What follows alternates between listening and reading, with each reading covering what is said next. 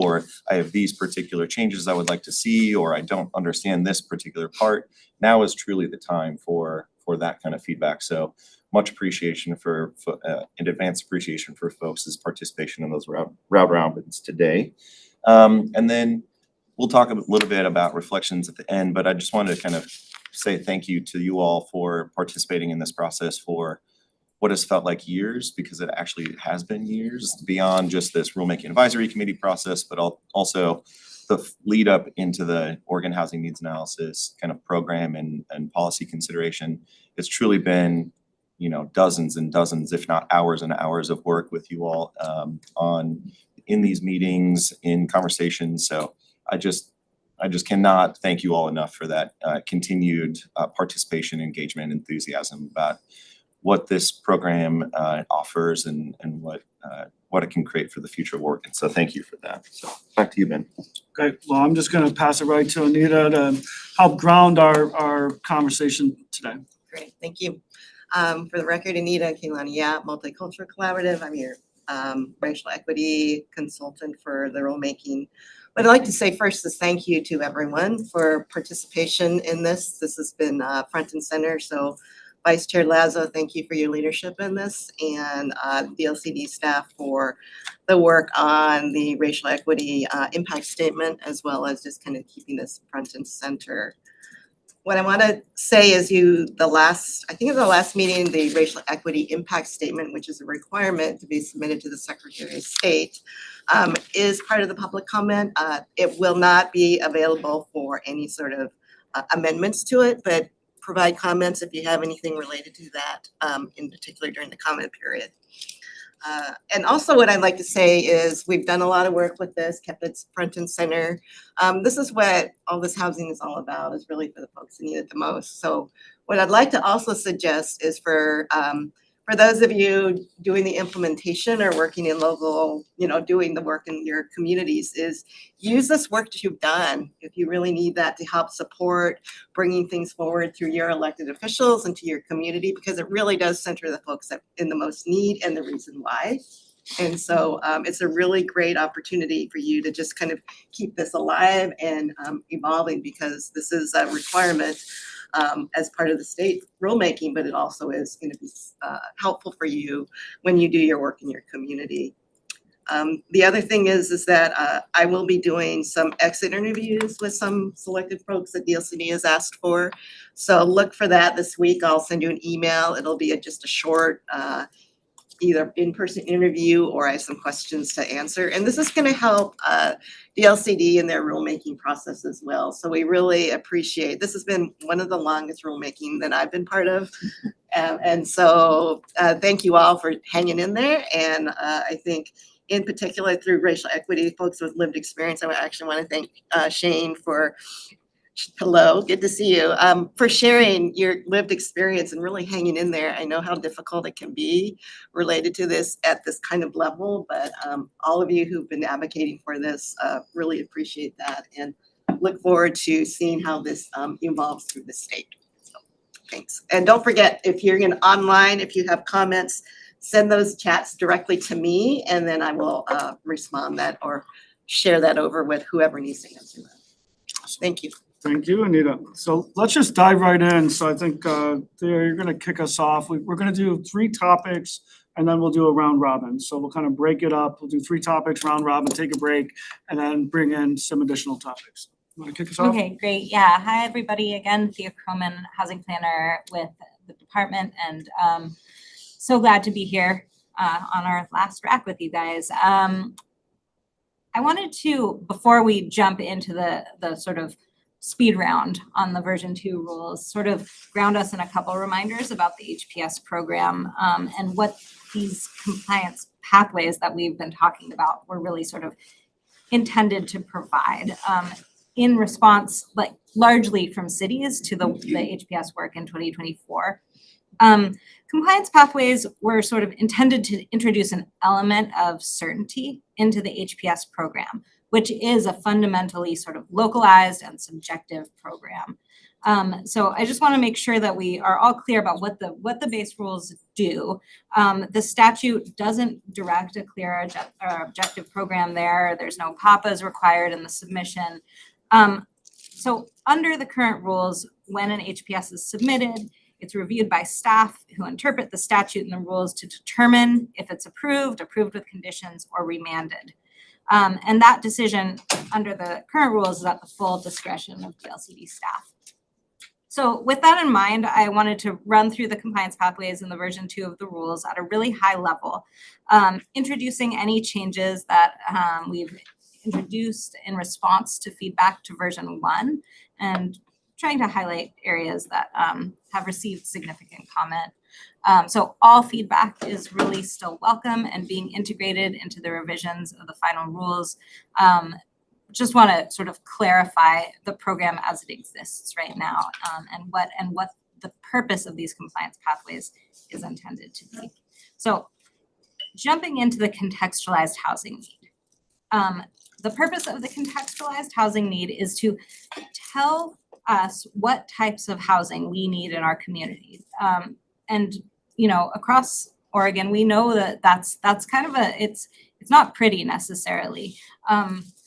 So what this part of the program is for is really to acknowledge that real housing need. If we had everything we needed, this is what it looks like. Thank you, Shannon, for that beautiful language. It's so simple and perfect. If we had everything we needed, the contextualized housing need is what that would look like.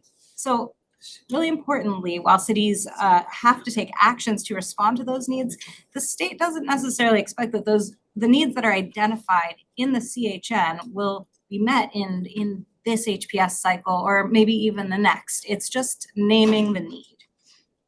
We can go to the next slide.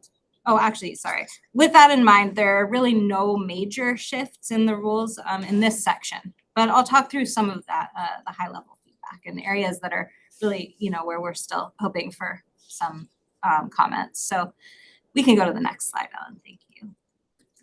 So rebuttable presumptions, we'll remind ourselves, provide a baseline for some of the conclusions in the CHN and allow cities to demonstrate that an alternative assessment may more accurately identify the housing need. As we've talked about, for the policy content of the rebuttable presumptions in this section, it was really important to divorce the understanding of need from current development patterns. So to sort of break ourselves out of thinking what is possible and actually look at what we need. You'll remember that for the housing type mix, this allocates in the draft 2 version 2 rules allocates 40% of the production target for multi-unit need and 20% for middle housing. These are ambitious numbers or aspirational numbers that acknowledge the connection between affordability and type, and the need for housing in particular that's available at lower price points. How we got there is explicated, to a pretty great extent in the materials that you've received, but definitely interested in hearing thoughts about other ways to assess this number for communities statewide. We can talk more about that. I'm gonna maybe save some of my comments here for discussion later so we can move forward. I'll also say that, this is landing in a rebuttable presumption sort of tool, which again leaves a path for cities to demonstrate that a different need estimate better suits the circumstances in their community. We also established a draft rule for need identification for accessible housing. This was a provision that was really supported by a subject matter expert group that we convened to discuss accessibility related compliance pathways, and with some nuancing, this was pretty well supported by those experts in that space. So we are currently proposing this as a rebuttable presumption based on largely on that kind of consultation. We can go to the next slide. So these are the safe harbors that are currently in the CHN section. Local governments may adopt these provisions to reduce analytical burden and to achieve certainty in the methods and the conclusions that for certain key housing needs. We included adaptable housing based on the elderly dependency ratio. It's not a perfect measurement, but it helps to get at the need for adaptable housing, acknowledging that as people grow older, their housing needs change. We also include larger household housing need, which is a type of housing that we know is not often addressed. A lot of communities struggle to provide enough of this type of housing. So for both of these, the Safe Harbor has cities compare the regional and local data. To proceed with the Safe Harbor, they really have to take the higher of those two estimates. So those are the contextualized housing needs. We can move forward. We also have some guidance. I believe we talked about this with this group before. For locational need, we're moving that into a guidance category, but providing a tool that Celestina will talk about more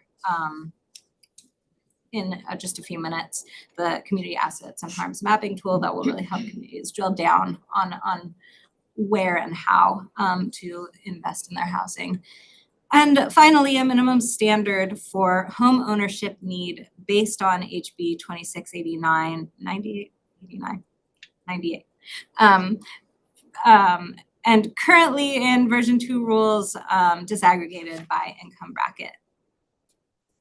I think that closes us out of the rebuttable presumptions, of the contextualized housing need, and we can move into the housing production strategy compliance pathways. So the HPS is an opportunity to respond to all of those needs that we identified in the CHN. And this is where communities make a commitment to moving forward on everything that they saw as a need in that contextualized housing need, to try to move the needle in the right direction.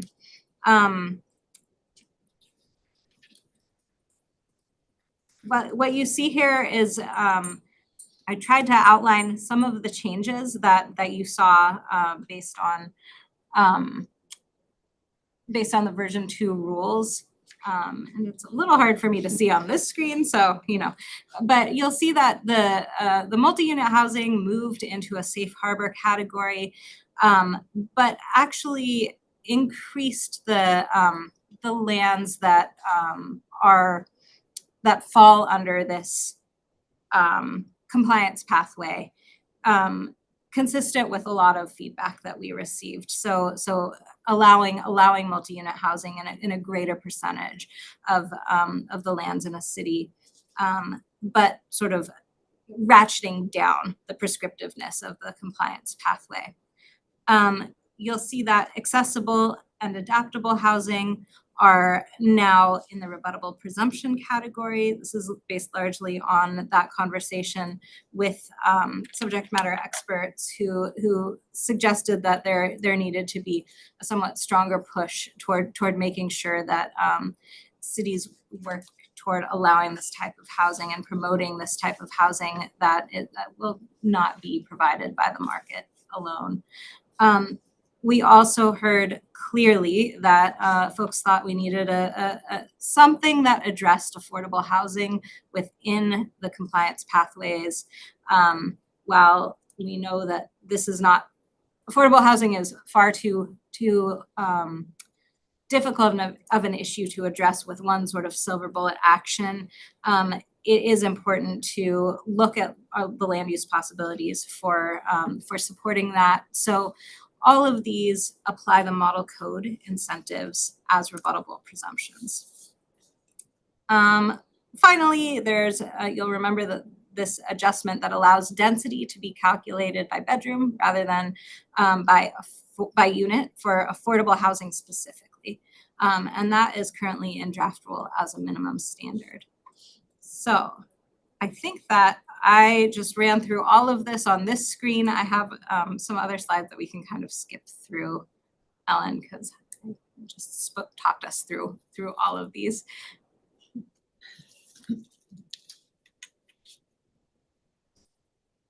And these should be familiar with folks.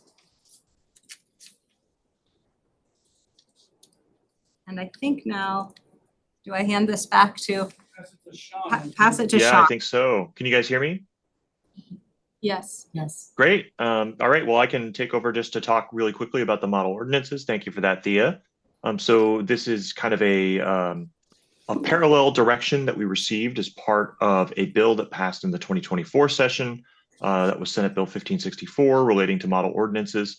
We've covered this before, but just as a reminder for those who haven't been tracking this as much, basically this bill directed LCDC to adopt model ordinances alongside the rulemaking package that is under consideration right now. And they had some specific directions around what those model ordinances include. They included 4 housing types: detached single units, accessory dwelling units, middle housing, and multi-unit. And then we're segmented for 3 different city population sizes: one for very small cities less than 2,500, one for kind of medium-ish size cities between 2,500 and 25,000, and one for cities of 25,000 or greater. And of course, to stitch everything together, we needed to have model procedures so we know how to actually process or review housing that is allowed under this code. Now, model ordinances play a lot of different statutory functions. Thea mentioned a few of them in context of the compliance pathway, but they also play a lot of different roles in relationship to housing law compliance. That's something that the Housing Accountability and Production Office works on, as well as more generally different functions that relate to optional adoption by reference, which the Senate bill allows, and of course other functions which I'll talk about in a little bit more detail. So we've gone through that process to develop a draft code. It's available right now for public comment alongside the draft rules through November 7th. I'm not going to cover them here because the focus of today's meeting is really on the rules themselves. But I encourage, if folks really like light reading at bedtime, that's a great document to help encourage that. And definitely encourage folks getting in there and providing comments before that comment window closes. But I'll focus just really quickly on the rules here. Basically, the rules that you see in front of you, that list, are the rules that kind of operationalize and implement the model ordinances to comply with this statutory direction. If we can move to the next slide, I'll cover the kind of functions of the main functions of this model code rule that are outlined in the draft rules so far. The first one really relates to optional adoption by reference. This is something that Senate Bill 1564 established. It allows any city to adopt a model code by reference in whole or in part. And really the intent behind this is to give cities tools, right? If, say, a city really wants to allow ADUs, but maybe they don't have the resources to do that in their own code, they have this code that's available, that's been vetted by the state, is kept updated, that type of thing, that enables them to adopt that by reference in areas that they specify. A second function really relates to housing law compliance. One thing that we did in this code is we really were deliberate about dividing this into kind of modules or individual kind of component sections of the code that can be applied in a narrow development circumstance. And really one of the intents here is to provide cities another tool to comply with different housing laws, right? Any practitioner in the room would know that housing laws have changed a whole lot. Like, most practitioners understand right now that basically all middle housing land division codes in the state are not compliant with law because the legislature changed it, right? And so one of the functions that this code has, it actually has a module for middle housing land divisions, and it gives cities an option, not a requirement, but if they choose, they can apply that module to, say, middle housing land divisions to ensure that they comply with those laws. So it provides an additional option for compliance. This third one, and this relates a little bit to the compliance pathways that Thea was discussing previously, is that it has this kind of comparative benchmark for action, right? So there are different times at points in the Goal 10 process where the model code is used as a reference, right? Like, we want to allow say middle housing or multi-unit, and we're going to use this model code as a benchmark. This rule just provides a little bit of additional flexibility to local governments to apply locally crafted standards, provided they achieve comparable development outcomes. And the rule goes into more detail on what that means in terms of like how different standards are structured and organized, and how a city can kind of make that demonstration. And then finally, one of the statutory functions that the model code also has is around as an LCDC enforcement tool, right? So LCDC at the very tail end of a process that ideally has a lot of off ramps before this point, the Housing Acceleration Program. The kind of final step in that process is an enforcement order where LCDC can mandatorily apply this model code to all development in a particular city. And this just clarifies how that mandatory application works. When is it in effect? How is it in effect? And when is it not in effect anymore once all the terms are actually satisfied by a city? So since the initial draft of the rule, we've actually made a number of edits really focused on kind of helping clarify different elements of the rule, making sure that it reads more clear, the intent is clear, and that folks understand how to operationalize or use different rules. I think in particular there's been a lot of interest in the kind of comparative benchmark for action. I think that's something that we're still looking to see how we can help better clarify the rules and, provide more clear pathways in the different rules. And we're definitely interested to hear more about that. But I think I'll pass it back. And we'll go to Celestina. Yes, thanks so much, Sean. So going from, or Celestina Teva for those not in the room, going from deeper in the rules and backing out to a little bit of guidance, we just wanted to have a few minutes today to overview this draft mapping tool that we have been working on to support these rules, although as Thea mentioned, doesn't really have a one-to-one requirement in terms of locational decisions and this housing planning work, but is a significant resource to support the contextualized housing need and the housing production strategy requirements. And one reason I wanted to introduce with that and the fact that there isn't really any one-to-one requirement associated with this tool's findings is that we even designed it such that there's a lot of nuance that you can draw out of what the tool illustrates. There's no way to really look at it and determine, oh, this is exactly where blank should happen. But it does offer a lot of information for a local government to start to ascertain what a good housing action might be in this part of our jurisdiction. So with that, we'll go to the next slide. And I just have a few really just not really sneak peeks because this has already been made available, but just screenshots if folks haven't had a chance to click around or see what it looks like to orient. And again, since it's guidance, we have a little bit more flexibility in iterating over time, for example. So feel free to focus your comments wherever is important to you today, but we just wanted to give this a little bit more airtime because in the RAC we haven't had a whole lot of space for that. So here's a list of some of the assets. It's not quite all of them, but it's most of them just because of the user experience and the visibility for a screenshot here that are captured in this mapping tool. And by assets, we mean things that we think are valuable in our community and we want to be near and support our households and our neighbors. So you'll see things like access to childcare, libraries, parks, things like that. And then if we'll click through here, we'll just take a peek at some of the harms. And some of these are familiar more like wildfire is one of them, but more in the realm of natural hazards like landslides, wildfires, earthquakes, and some are different like crash rates or even cleanup sites. So we do have some work to do for the embedded data that's behind some of the harms tools to transfer to using the DLCD natural hazards risk mitigation work rather than some of the previous mappings that the state used to have for the wildfire risk and the wildland urban interface mapping. So we will be working on that. But generally, this is the gist of what we're going for here. So on the next slide, we can see what it looks like to pick a sample city. We are in Salem, and Salem is our capital. So I typically pick on Salem. Thanks for being here, Jessica. And you can see that on the left-hand side, you select and you'll see it's listed as selected an urban growth boundary. So it is a city generally, but in terms of the specific mapping layer and geography, it's the urban growth boundary that we're looking at for planning purposes.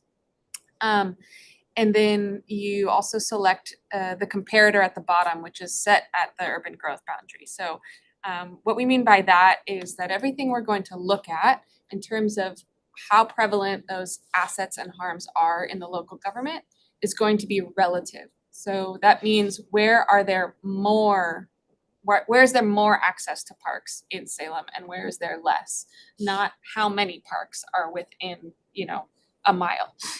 So relative to the UGB means we're looking and trying to understand where there's more or less of any of these assets or harms within the UGB. But you can also change the comparator for other types of analyses. We know that this tool has potential to be used in other settings, and even it can be important in the Goal 10 work to understand if there are some different patterns emerging within the city and its relationship to the whole region.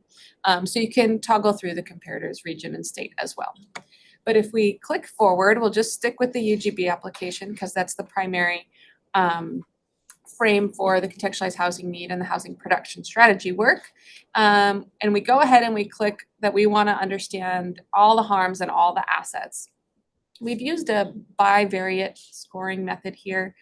That just means by, two, variate means variations, differences. So we have two different color schemes that then merge together. One represents the assets, the relative presence of those community assets in an area, and one represents harms. And so if there is a high degree of both, you get more of that tealy green, low degree of both means more of that gray. So you can see just by, with that color coding alone, you start to get a sense of where things are more orangey red, where they're more blue, where they're more green, and where they start to gray out a little bit. And then the last thing I want to mention on this slide is that we start to see these smaller hexagons, the hex geography. And that's one of the reasons why the department was interested in trying to create a guidance resource for this work, because many of the mapping tools that exist are at the census tract level. And it can make this interjurisdictional analysis and understanding very challenging. And it can be hard to see trends that sort of grade over time because the census tracts are so large and their boundaries don't necessarily represent local conditions. So for a lot of reasons, we wanted to create something that might start to help local governments get more into the nuance on the ground. So with that, we'll click one more slide and we'll see another cool feature, which is that we have a few screeners in here. And the idea with the screener is that you can layer it on and layer it off, and that it might have a more unique impact to the landscape that we want to see not just embedded in the overall assets and harms. So the one that we've got in this draft tool right now that I've highlighted is highways. In some cases that can increase some depending on the jurisdiction, it's not access to transit, but it can be valuable to be able to be maneuvering around a jurisdiction. Some people like living near freeways for commuting purposes, but also we know that there are environmental and health impacts to proximity. So that's one, for example, that we drew out to try and understand a little bit differently.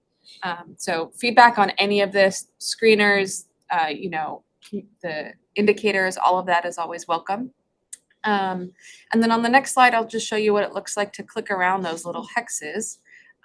If you hover over a hex, you get a sense of relative harms and assets. So the 25th to 50th percentile in harms, on the lower end, but not the lowest end, but a lot of assets on the hex that I'm hovering on there in the screenshot.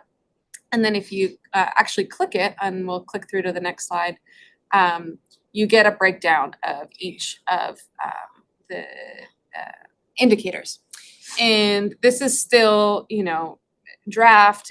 Of course, over time, we'll probably be able to create some user experience upgrades and maybe bold the things that are on the higher or lower ends or things like that. And all of that kind of input is welcome. So that was just a walkthrough of the tool.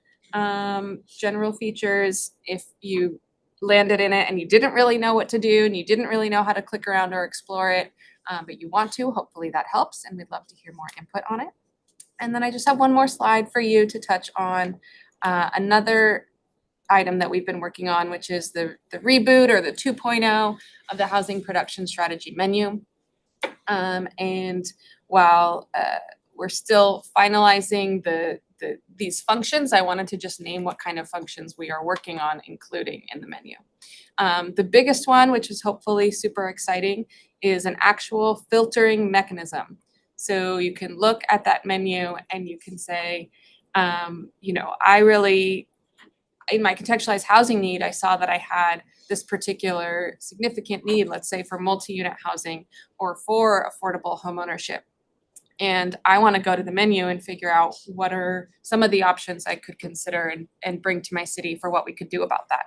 And you could just filter for all of the key housing types, characteristics, and even locations that we don't have compliance pathways for, but are important, like proximity to community assets, as we just mentioned, and limited exposure to harms. You could filter for actions that could support meeting those needs.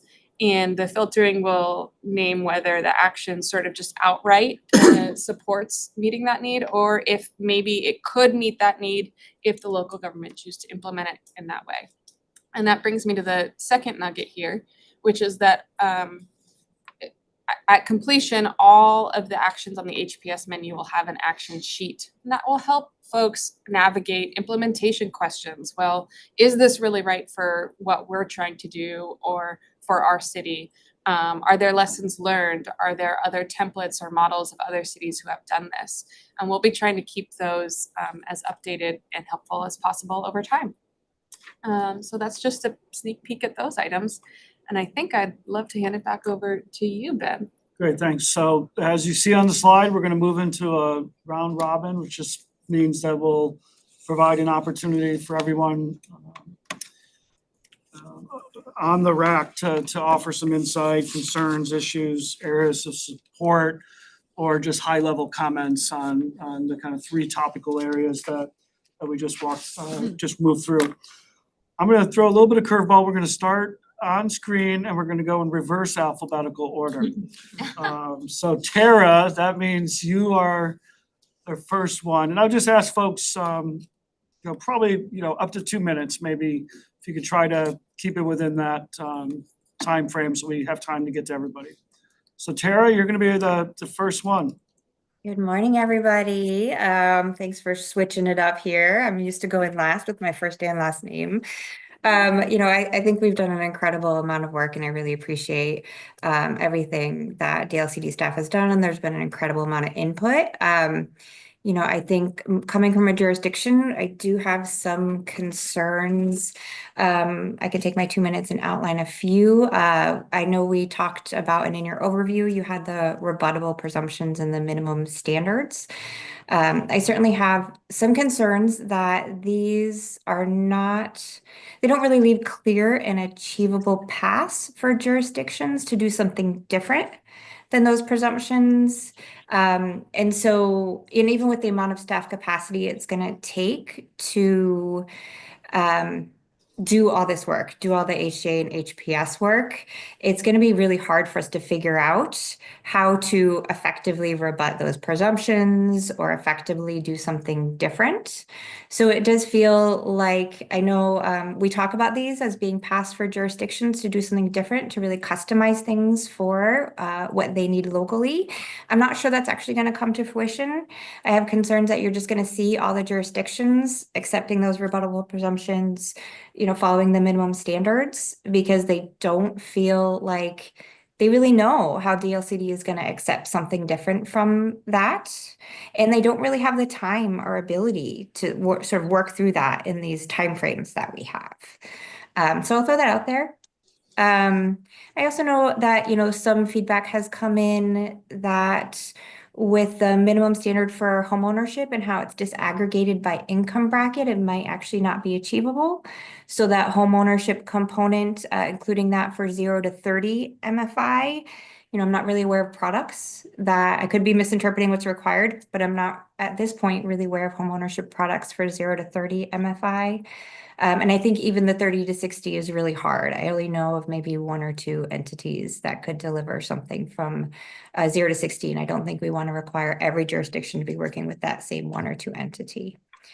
Let's see, as I've chewed on this, a few other things that have risen to the top for me is, the contextualized housing needs is very time consuming for jurisdictions. Not that it shouldn't be. I think it's important to understand our local context. And we did that with our last HMA, but there's a lot of data sources that are required to be used. And then on the flip side of that, our jurisdictions allocations and the compliance pathways are really prescriptive. So, I am trying to work out how that HNA HPS is not purely performative, because it does seem like we're really prescribed to do certain things. So we don't have as much flexibility to take into account the results of that HNA when we're actually doing our HPSs. Because the methodologies are so prescribed and the allocations are so prescribed for us that it just doesn't feel like there's a lot of wiggle room to respond effectively to what we learn in that HNA. And I'll leave it there. Great, thank you, Tara. Rachel?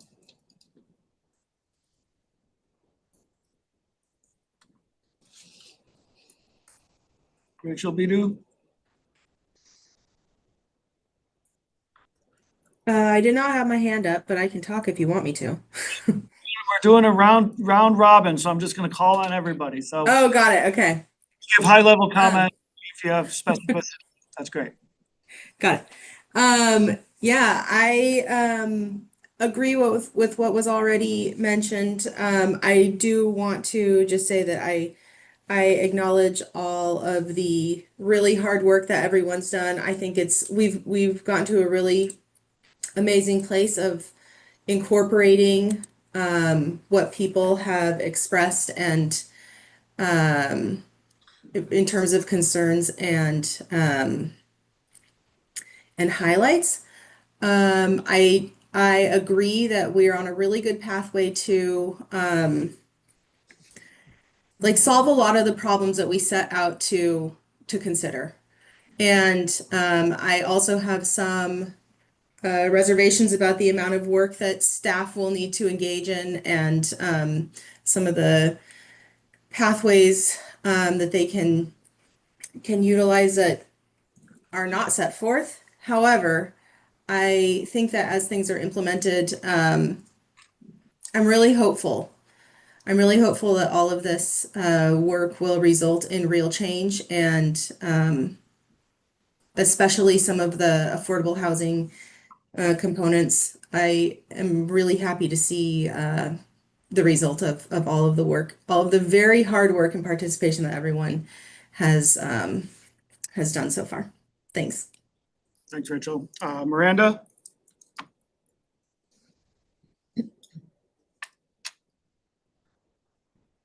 Sure. Good morning, everybody. I want to thank everybody again for their efforts. I know that there's a lot of time that's gone into this, and our shared goal of trying to further housing for Oregonians in this housing crisis we're in. I'm going to express some concerns similar to my partner, Tara, and echo pretty much everything she said, so I won't repeat that. But I do have concerns over the minimum and rebuttable presumptions.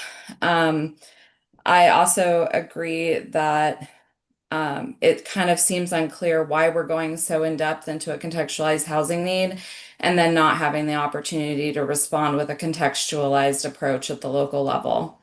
It feels what is being put forth in the minimum and rebuttable presumptions are not clear in terms of how you would take an alternative path and the way that you would be able to show that your path is comparable. That process, if it mimics the existing housing production strategy process, would mean that you wouldn't know if you were even on the right track with that comparative analysis until it's done.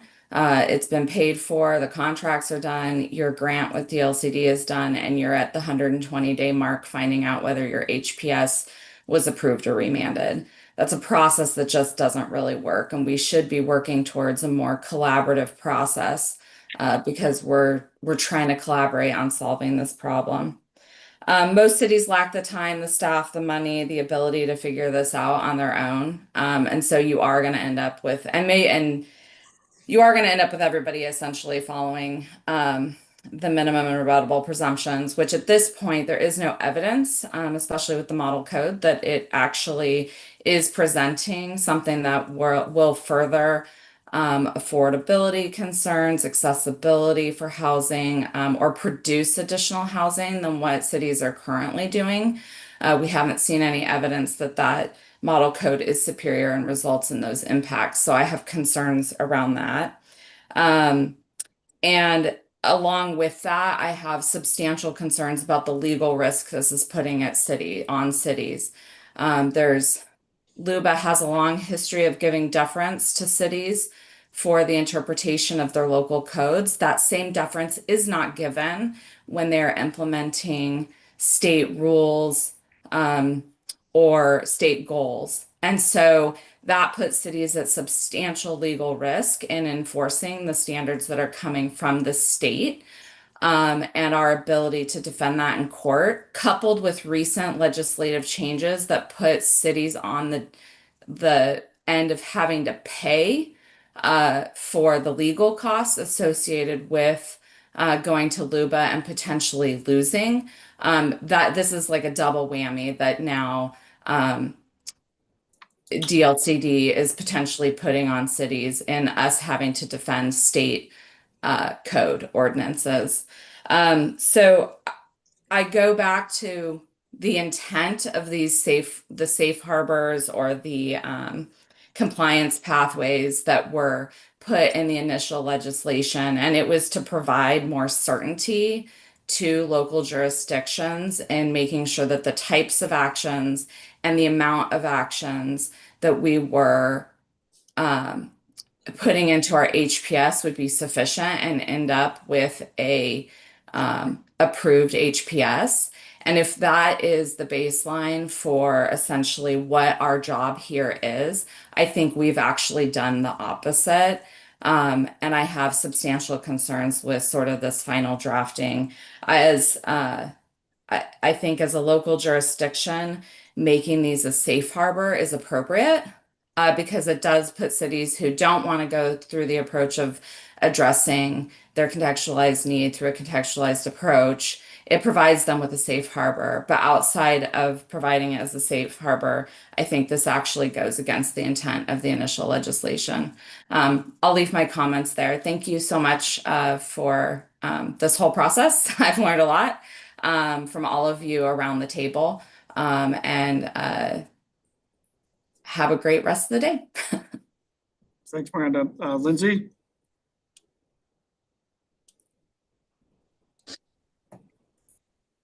I don't really have much to add. I want to thank you all for just teaching me so much these past couple of years. When I joined this RAC, it was because we had a staff member who was really interested in the process but couldn't commit the time.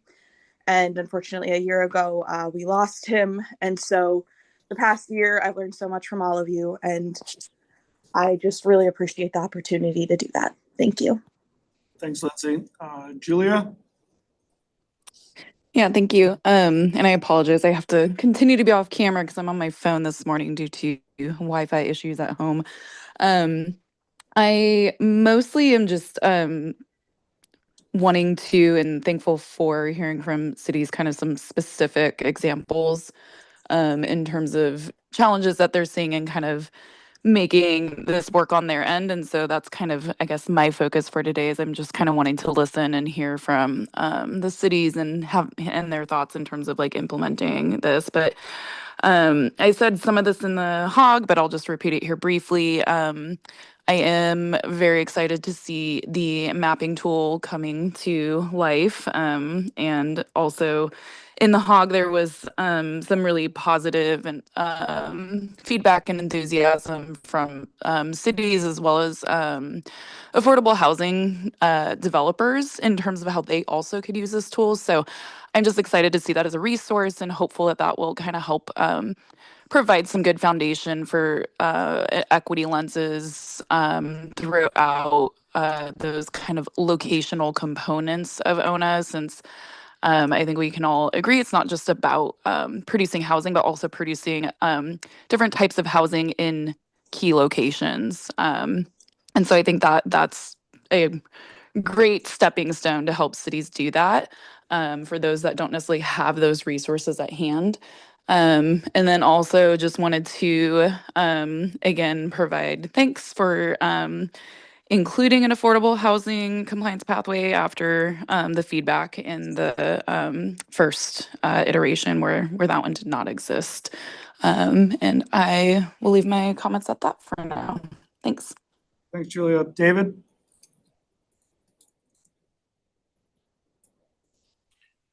I have no additional comments. I think this has been a great process. I think everyone explained, Miranda, Tara, everyone has just explained it quite eloquently, all the issues that we have. And I think you've probably also heard it from the League of Oregon Cities. But anyhow, thank you very much. And this has been a wonderful process to go through. Thanks. Thanks, David. Corey?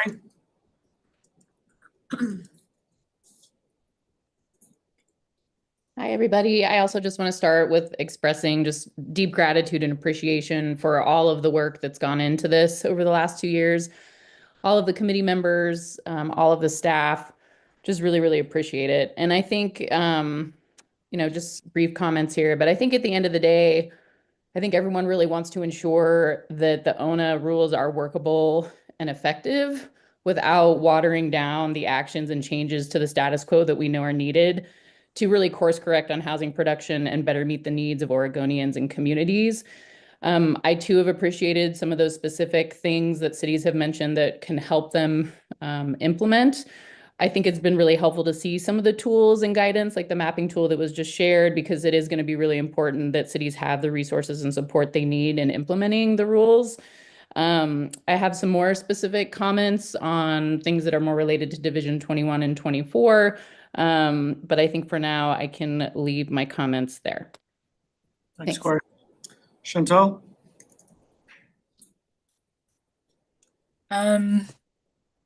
Yeah, I guess I don't really have much to add. Just want to say thank you to, of course, staff and the RACs and tax, everyone that's been involved in the process. I've learned quite a bit and still learning.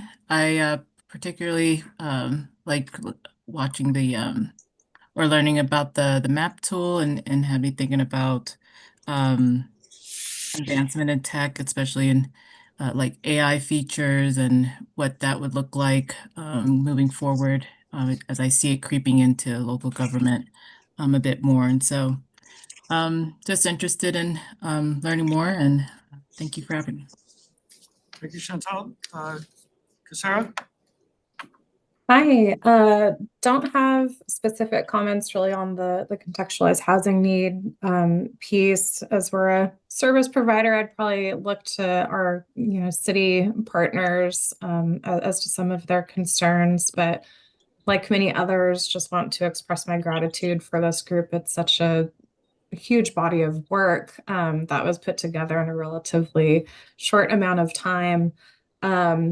Just one thought, I listened to the LCDC hearing last week, and there's a couple comments made about this needs to be seen as an iterative process.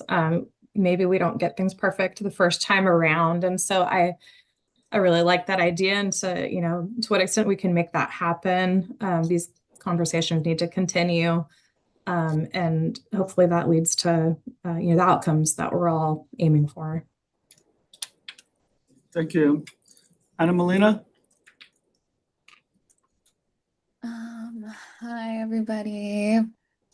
Yeah, I am like taking it all in, but I really appreciate all the work that's been done to get to these rules. I mean, like Ben said, it's been 2 years of us meeting and providing feedback and being engaged, and definitely learned a lot. I've really appreciated staff's like effort and really addressing like equity issues in here.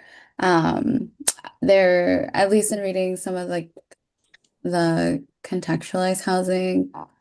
Um, it's been really great to see just how ONA is like addressing some of those issues or like of like getting all the community engagement, really understanding like how cities are building their housing and how to really build more equitable housing. That has been really great to see.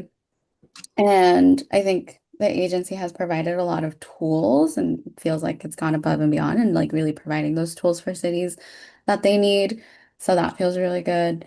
But I really did like what Kasara said of like this is an iterative process and like it's not all gonna get right the first time around.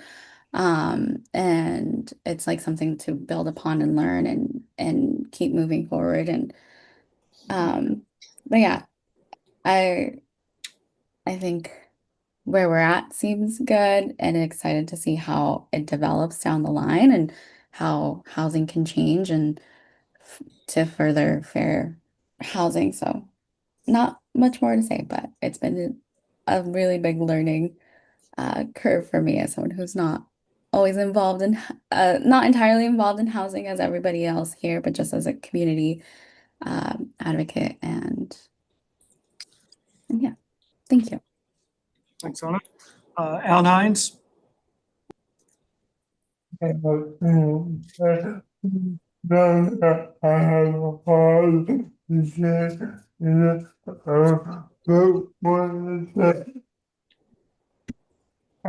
really appreciate all of that. I don't have a lot of relevant information to share on this specific topic, but I do want to say that but I do want to say that I'm grateful for how this process is moving along and the inclusion. And we're sorry.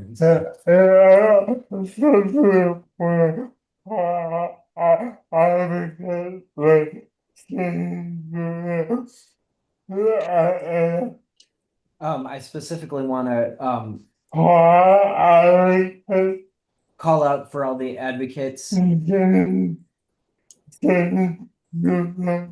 Shane, sorry. Julia, Anna, Sean.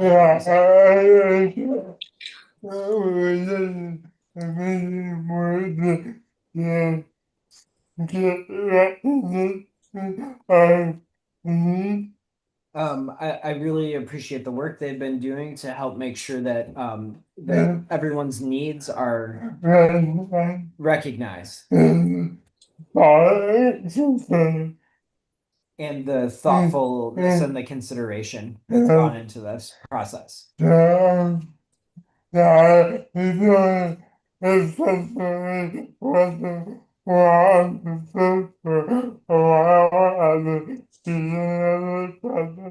I feel like accessibility wasn't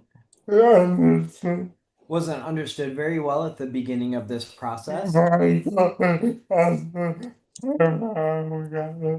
But I feel that as time went on, we've been getting there. We're still not quite there yet.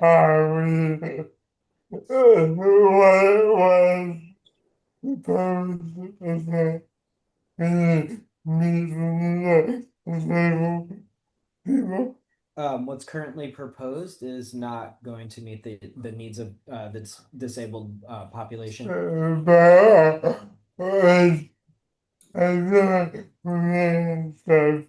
But I do feel that we're moving forward. Thank you. Good. Thank you, Alan. Vice Chair Lazo. Thank you, Ben. Again, I'll just echo the appreciation for all the work that's been done by staff and everybody on all of the different committees and in all of the meetings. I'll keep this fairly brief because I've had lots of opportunities to comment about this and work on it. I also do appreciate all the perspectives. You know, as the liaison to the commission, I know that all those comments are being listened to and considered. And my hope is that, as we move through this process, we recognize that not only has the RAC been meeting for 2 years, but this is a program that we've been working on for the last probably almost 6 years now. And we're getting towards the finish line. And we know that as we do that, we're winnowing down to the details that are really important to the program and that folks are really wrestling over. So I appreciate that. If you've heard me speak about things, you know that one of my really key considerations is the balance that we have to strike in the work we do. And we're starting to see that here. My hope is that we can find that balance between folks who are, who have concerns about this work and folks who support the work where it is. I think we're hearing both of those pieces, and I hope that we can find a way to address those. Another point of balance is that in those compliance pathways, the need for that we heard about flexibility versus certainty, and how do we balance those pieces there. So definitely the considerations we'll be working towards as we move towards the adoption hearing in December. So thank you all. Thanks, Vice Chair. Let's bring it into the room. Let's start. And let's start with you. You seem too eager to start, so I'm going. Still mulling over so much in my mind. I just want to thank all of you.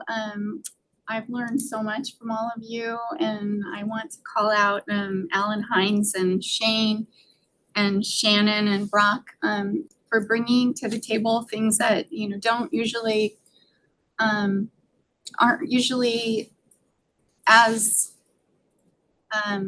deeply exposed in my daily work. I mean, we sure try to think about those things, but it has really helped to have you at the table. So thank you. And of course, I want to thank DLCD and Anita as well. I mean, you've been so open to hearing from all of us and had such patience. So thank you. Beyond that, I mean, I'm still concerned as urban Washington County is as large as, Salem, the city of Salem, roughly, that there hasn't been more attention to the difference in the way that counties have to operate. I'm concerned about the combination that's required between land use efficiency measures and other measures because we don't have a lot of financial tools at our disposal. The SDCs and CETs and things like that we collect are for other agencies and not the county. So we just don't have the ability to go very far beyond land use efficiency measures. We just have such a huge urban area, second to Portland, not talking about outside the urban growth boundary. I'm talking about land that's already urbanized. And we have targets and needs that will be shrinking as cities annex land from our existing urban area. And that just has not been accommodated in the rules at all. So even if there could just be some acknowledgement in the rules that DLCD staff will be working on addressing that need, that would be great. It would just be helpful to know that there will be some attention to that because we can't annex and we can't do a lot of financial stuff. I'm concerned about the timing expectations and that we're all going to end up in the acceleration process. The middle housing that's going in Washington County is not built yet, and it's been years and years. So it's just, I mean, even standard development is typically a 5-year run before we start seeing development. So the timing expectations are really, really hopeful ones right now in the rules. And I'm curious about how the minimum standards and rebuttable presumptions for affordable housing will really translate. I mean, how do we know that that stuff means things will be affordable. And let's see, I'm kind of concerned about the middle housing land division model code.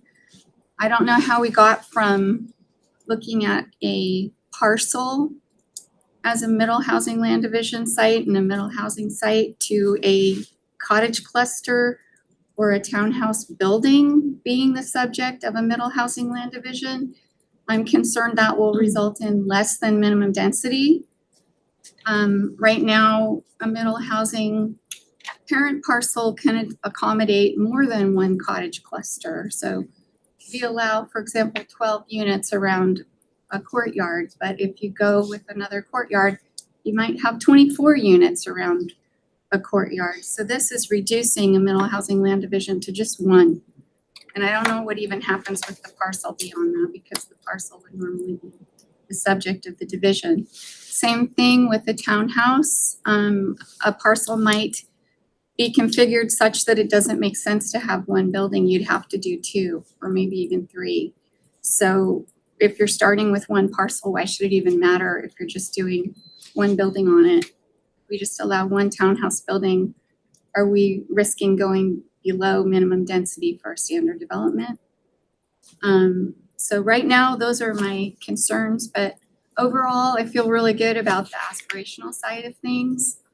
And I thank you all. Thanks, Sam. Brooke? Yeah, again, a lot of thanks to our city partners. Agree with everything that's been said today, with our county partners as well. And thank you so much for this process. Jen, of course, as well, and so many others. And I think there's a lot that needs to be done with this, whether or not that's done before December. I want to kind of reiterate on the point that Sarah made about this needs to be an iterative process. We need to be able to fix issues that arise. Some might be foreseen, and hopefully we can head those off beforehand. But others are probably going to pop up that, you know, maybe none of us expected so far. So making sure we have, you know, the ability to come back and work with this to make continuous improvement is going to be really important. I'm extremely concerned about the appropriateness of applying the metro housing type mix statewide for all cities, whether you're below 10,000 and opted in, if you're out in Tillamook County, whether you're a small city between 10 and 25. I think that's going to cause some serious issues. There's some problems with the HCAs and the way that they interact with model codes. But I think just given the amount of time that we have, I do just want to ask one clarifying question here. With Rule 200 4A in combination with 3 and with 5, the multi-unit housing model code is somehow within the same rule, both this safe harbor under 4A, or sorry, under 5, and a rebuttable presumption under 4A. And I know there's a little bit of difference in that 4A doesn't specifically talk about which lands you have to apply to, it just says to adopt it. But I think that really speaks to some of the concerns that our local government partners have raised about regulatory uncertainty and the risk that creates. And from a legal standpoint and the timing standpoint, as far as whether or not your plans are going to get approved. And additionally, even if they decide to try to rebut the presumption, for a lot of these, there still is not a process or a set of standards for how that's going to be evaluated, aside from staff discretion. And so I think there's a lot of work to go. I think we have a lot of great minds that are in this group. And I hope that we can come together to make some needed improvements before adoption. Thanks. Shannon? Well, I just have really appreciated getting to know folks, mostly in a virtual space over a number of years, and also from time to time in person, like today. I am just so appreciative of the lived experience of the members of this RAC, and also only visited with COTAC, but was incredibly impressed with the HOG, Housing Production Work Group in prior iterations. I think that together, we're really undertaking something super audacious. Like I wanna just name that this is audacious, bold work that I'm pretty sure is the first of its kind in the nation, right? And so that's gonna be an uncomfortable space. And I think like what we're hearing about an iterative process, because it is so bold and it is so audacious, like we're probably gonna try some things that may not work perfectly. That said, I think that I so appreciate the specificity of the feedback today from our municipal partners who do this work on a daily basis, right? Having that really concrete feedback about, hey, we're trying, but we have these specific concerns, like we don't want to get sued for this. That's an important thing to hear, right? At the same time, Alan, thank you again for your dedication, Alan Hines, to centering accessibility and what a need that is, and different members of the RAC for what we're trying to achieve as a state. This whole idea that we're going to start from a picture of what a very complete community where every person is housed and we are not in the midst of a houselessness crisis or having people pay 50% of their income on where they live each month and not affording food and medicine, especially in these times, right? Like the goal feels more urgent to me today than it did 2 years ago. I want to say that too. So I really appreciate time and again, so many people from so many walks of life and experience levels showing up with good faith. I also want to appreciate the creativity of the State Department because new things are being developed, like have been developed in an ongoing way for years. And that takes a lot of energy and drive and determination. So I just, in my heart and in my mind, I actually think we're amazingly close, right? Amazingly close. And I think that this feedback that's being named right now is just incredibly important. As obviously an affordable home ownership practitioner, having listened to what cities are saying, there is an idea. I just want to get on the record and float out there. Again, it may not be perfect, but I think it might alleviate some heartburn.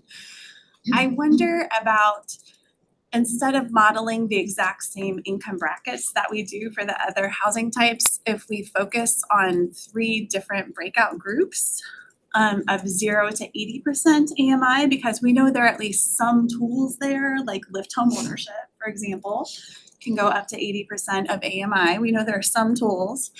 80 to 120% AMI, sometimes those tools may be not the exact same, but I know that because someone maybe earns 101% of the median income, they don't like instantly have a $60,000 down payment assistant, to purchase a house somewhere. So that's a group that kind of hangs together with often needing a subsidy even for for-profit builders. Maybe as an SDC deferral, for example, one of the adoption ready actions, and then 120% and above.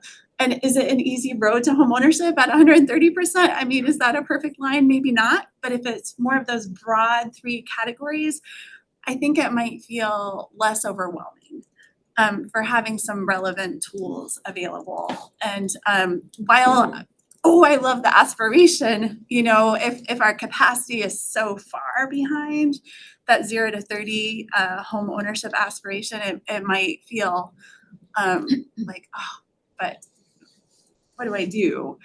So maybe those broader categories might be helpful as an idea. Shane? I'm just genuinely really grateful for the process of being involved in this. From the beginning of this process to now, I have moved 4 times. When I think about, I'm really sorry. When I think about the nature of what our country is and what it's always been, when I think about whose desires are uplifted and whose pain is put in the shadows, when I think about when we started this process, we did not have this regime in office.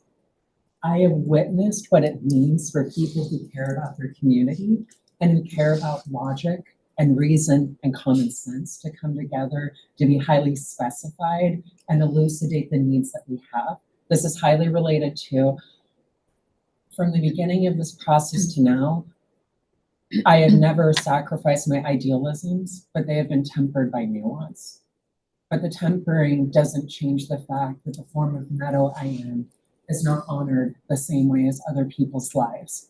So when I think about the market, and especially when I think about disaggregating any data point from anyone else, the developers must state what is true for the developers. The advocates must state what is true for the advocates. And those of us like me, we're in a room where I'm grateful for the opportunities I've been given, but if my family died and my partner died, I would become homeless, right? And so to just think of like, specifically with larger family households, it's like more and more people that I know my age are not having children because they fear for the future. More and more people I know who have children are living in congregate settings. And so a specific point I want to make about the analysis of larger household settings is, are you basing it on households that breed their children, or are you basing it on all families? Some of us cannot make children. Because I cannot make a child, I do not have the same co-signed respect in this society. But it does not change the fact that there are people who are queer or not queer, who have different family models in which we actually create more efficiency, not only for ourselves, but the externalized anxieties of an unfair and brutal market is placed on our blood vessels and our tears. I am tired of anyone thinking that gravity is enough of a reason not to try and throw the ball. Gravity will always exist. Systemic oppression, I'm sorry, I think it's always going to be here. Because at the end of the day, none of us are exactly the same, and none of us are treated equally. And to get to a point where we can feel as if we live in a good country, and here's the bottom line. From the last 10 years, I've moved 12 times. I have witnessed people who moved to Oregon and in less than 3 years, got a new job, a new partner, got married, got a home, made a baby. So I'm trying to have this balance of, I used to be so xenophobic and so full of hatred. Every time I met a new person, it's like, you're the reason that I'm homeless. I know it's not that simple, but it's actually pretty close to the truth. And the bottom line is, I'm hearing details of, we may not, like when I hear 0 to 30, we may not have the goals for home ownership. One, I ask why, but two, why do we have to do it that way? Because my living point, I have never made an income above $25,000. I have literally lived for most of my years being HIV positive and disabled where I make less than 15. I still make life work and I still look this good. So I'm just wondering, like, when I saw in the past discriminatory actions, it is noted that the imposition of the ownership model within America was a form of past discriminatory action. Are we making the past more present than it has to be? And are we assuming that the solutions that will occur to bring people to more parity and equality with each other? So let me just concretize this. I don't need to own a 6-bedroom Craftsman in Irvington or downtown Salem. If I had a studio apartment with a clawfoot tub and a balcony to garden and a basement to have parties and do mutual aid, and I made $55,000 a year, my life would be irrevocably changed. And that's nothing, nothing. The average income in Portland is $87,000 for an individual. And I know so many people who make do with less. So when it comes to the single family topology, worrying about the market, I'm just like, we just need to slow down and like temper our ability to continue things from the past that got us to this point. The market got us here. The market as it was controlled. We should not play kitty gloves with something that is not a person. Like, I'm not here for Citizens United. Corporations are not people. Governments are not people. They are made of people who make choices every day. And so to bring it back to a kinder place where I'm genuinely grateful, and I temper this with how much I've learned, how afraid I am for my own future, how afraid I am for people, especially trans queer children across America, whose very states and lives, they're literally making their children homeless.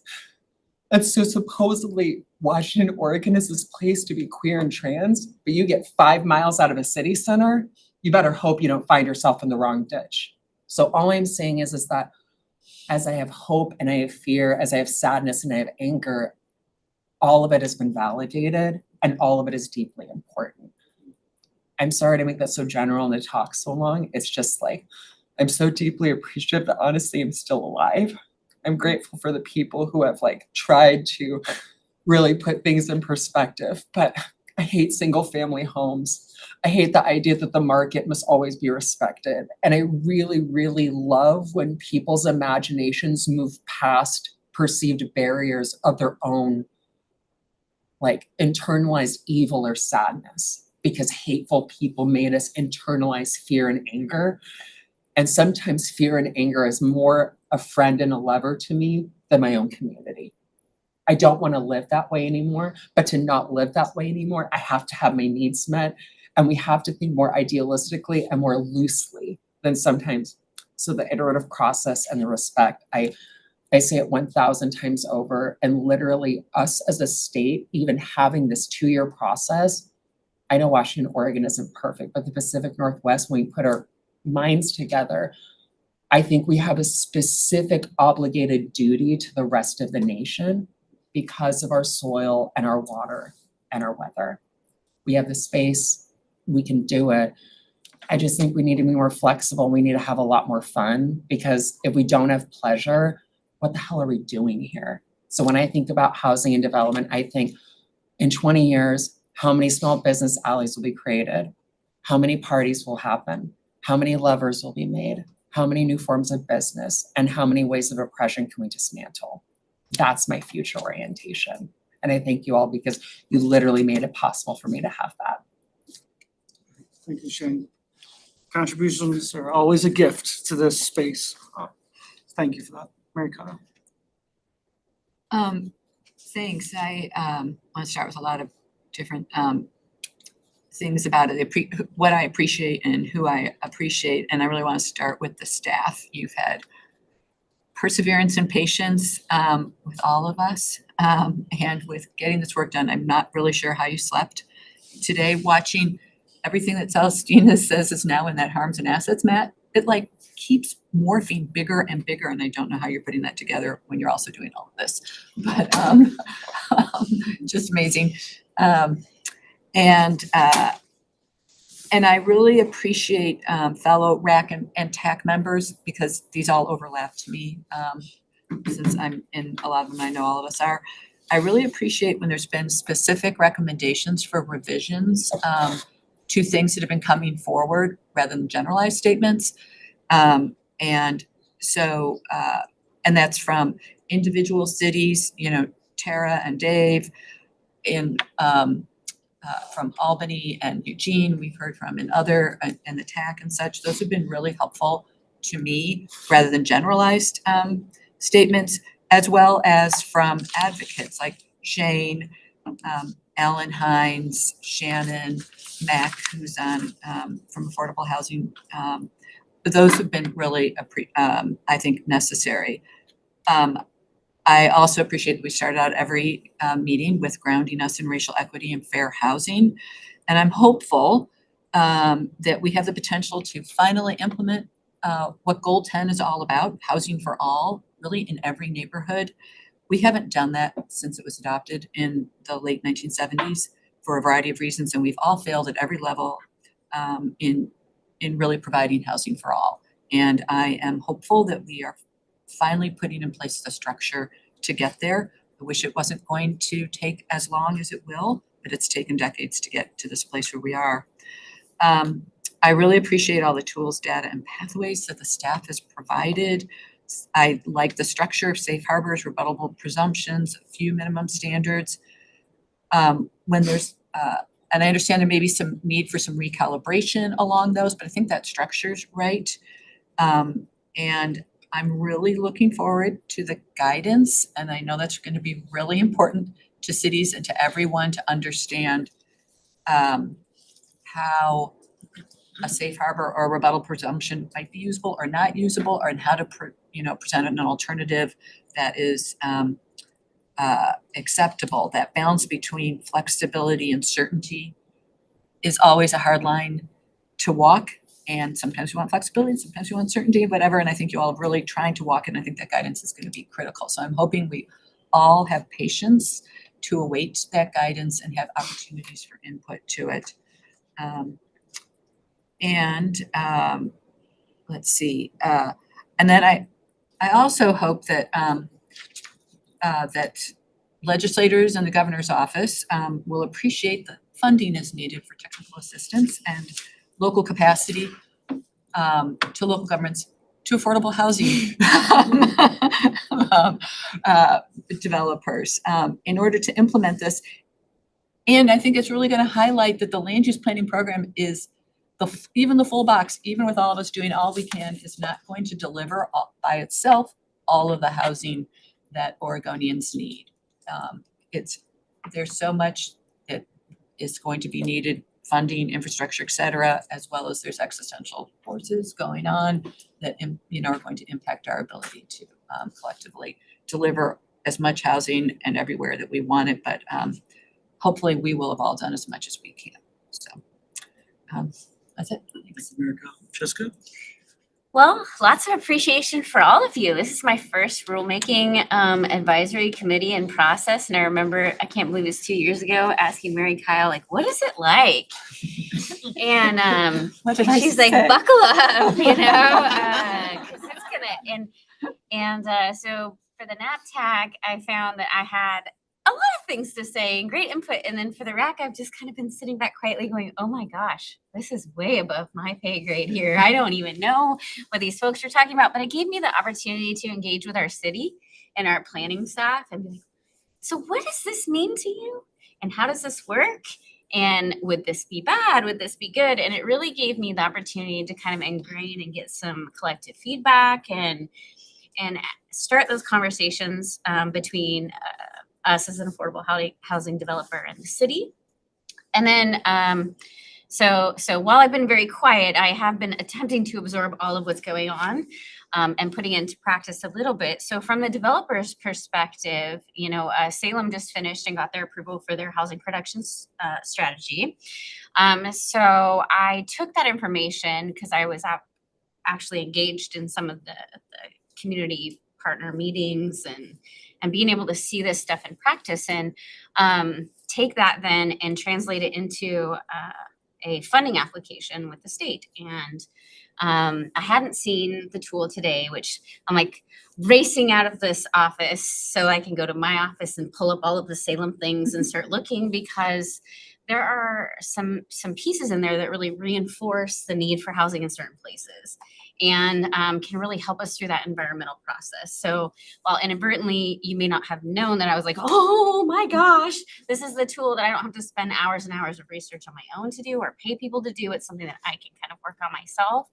I do think it's going to strengthen that need for housing at certain levels. So when we start to break out how many units we need. I mean, now we broke it down all the way to how many units we need in every different income level. And so by utilizing that information, it just strengthens my voice. And so I can't wait to start using that even in more detail. I really appreciated Julia's comments that she had made. So I just want to echo that. And then from a city perspective, really seeing those opportunities to engage in further conversation, to understand how we can strengthen through suggestion of whatever, we may have to adopt something new into our plans. But giving us opportunity at that community level to really explain in detail, why this might not work for our area, or give the city the backup from the housing developer's perspective and what they're hearing about the why of the specific need of the specific area. So for me, while I hear all of the city stuff, and I'm sure my city team is also feeling that same anxiety, hoping that being able to lend our voice from that development perspective will help them along the way. So I really appreciate everyone. I feel like especially the last year has just been all learning because I really have had nothing to offer outside of the development perspective, but do appreciate you guys including me in this space because I feel like it's really kind of changed the full picture view about development as a whole. So I buckled up. We made it. Well, thank you, Jessica. Welcome, Alexandra. Hi, sorry. Could put you on the spot. Do you wanna, I know you didn't hear the presentation, but. I heard the presentation. Oh, you did? So Okay. many, I listened to it in the car and Okay. all of that. I think cities are in a very different position from a lot of folks. I think we appreciate all of the perspectives that we've heard at the table here today and everybody's work on this. We're not in a position where we support the rules at this juncture. We think there are a lot of really severe oversteps in the rules outside of DLCD's statutory authority that are really deeply concerning on like a, not even like a these rules level, but on a like you have stepped outside of your statutory boundaries and the government doing that is always deeply concerning. So, I want to say that I deeply appreciate everyone at this table. It's been so wonderful to learn from y'all and to hear from y'all. Some of you I've worked with previously, some of you are newer faces. But I think for us, like, it's not anxiety that cities are feeling. It is a genuine, the state government is overstepping its bounds. It is implementing things in a way that are not in line with the original legislative intent. We're talking to those legislators now. And it's going to cause problems in implementation. And these are things that are very real concerns for cities that, it is their housing production strategies, it's their contextualized housing needs analysis that are at risk, that will, potentially end them in a compliance pathway, even in the acceleration program, even if they had no chance of ever meeting what's laid out in this. And so it's really defeating, if we're very honest, to come to these groups and feel like cities' voices frequently aren't heard. Credits and things like that, and it doesn't seem to do much. So, yeah, deep appreciation for all of you. It just is, cities are the implementers of this work, and if they're saying there's something wrong, there actually has to be consideration that there is in fact something wrong. When we give you a list of things that have to change for this to be implemented, that has to be taken seriously, and it's not being. Thanks, Alexandra. So we're at 10:44, a little bit behind. Why don't we take a 10-minute break? Really appreciate the candor of the conversation. We're gonna come back. We got another 3 topics. We'll do another roundtable. Round robin. I keep saying round table. Round robin. Let's come back at 10:55 and we'll dive right back in and go from there. All right, thanks.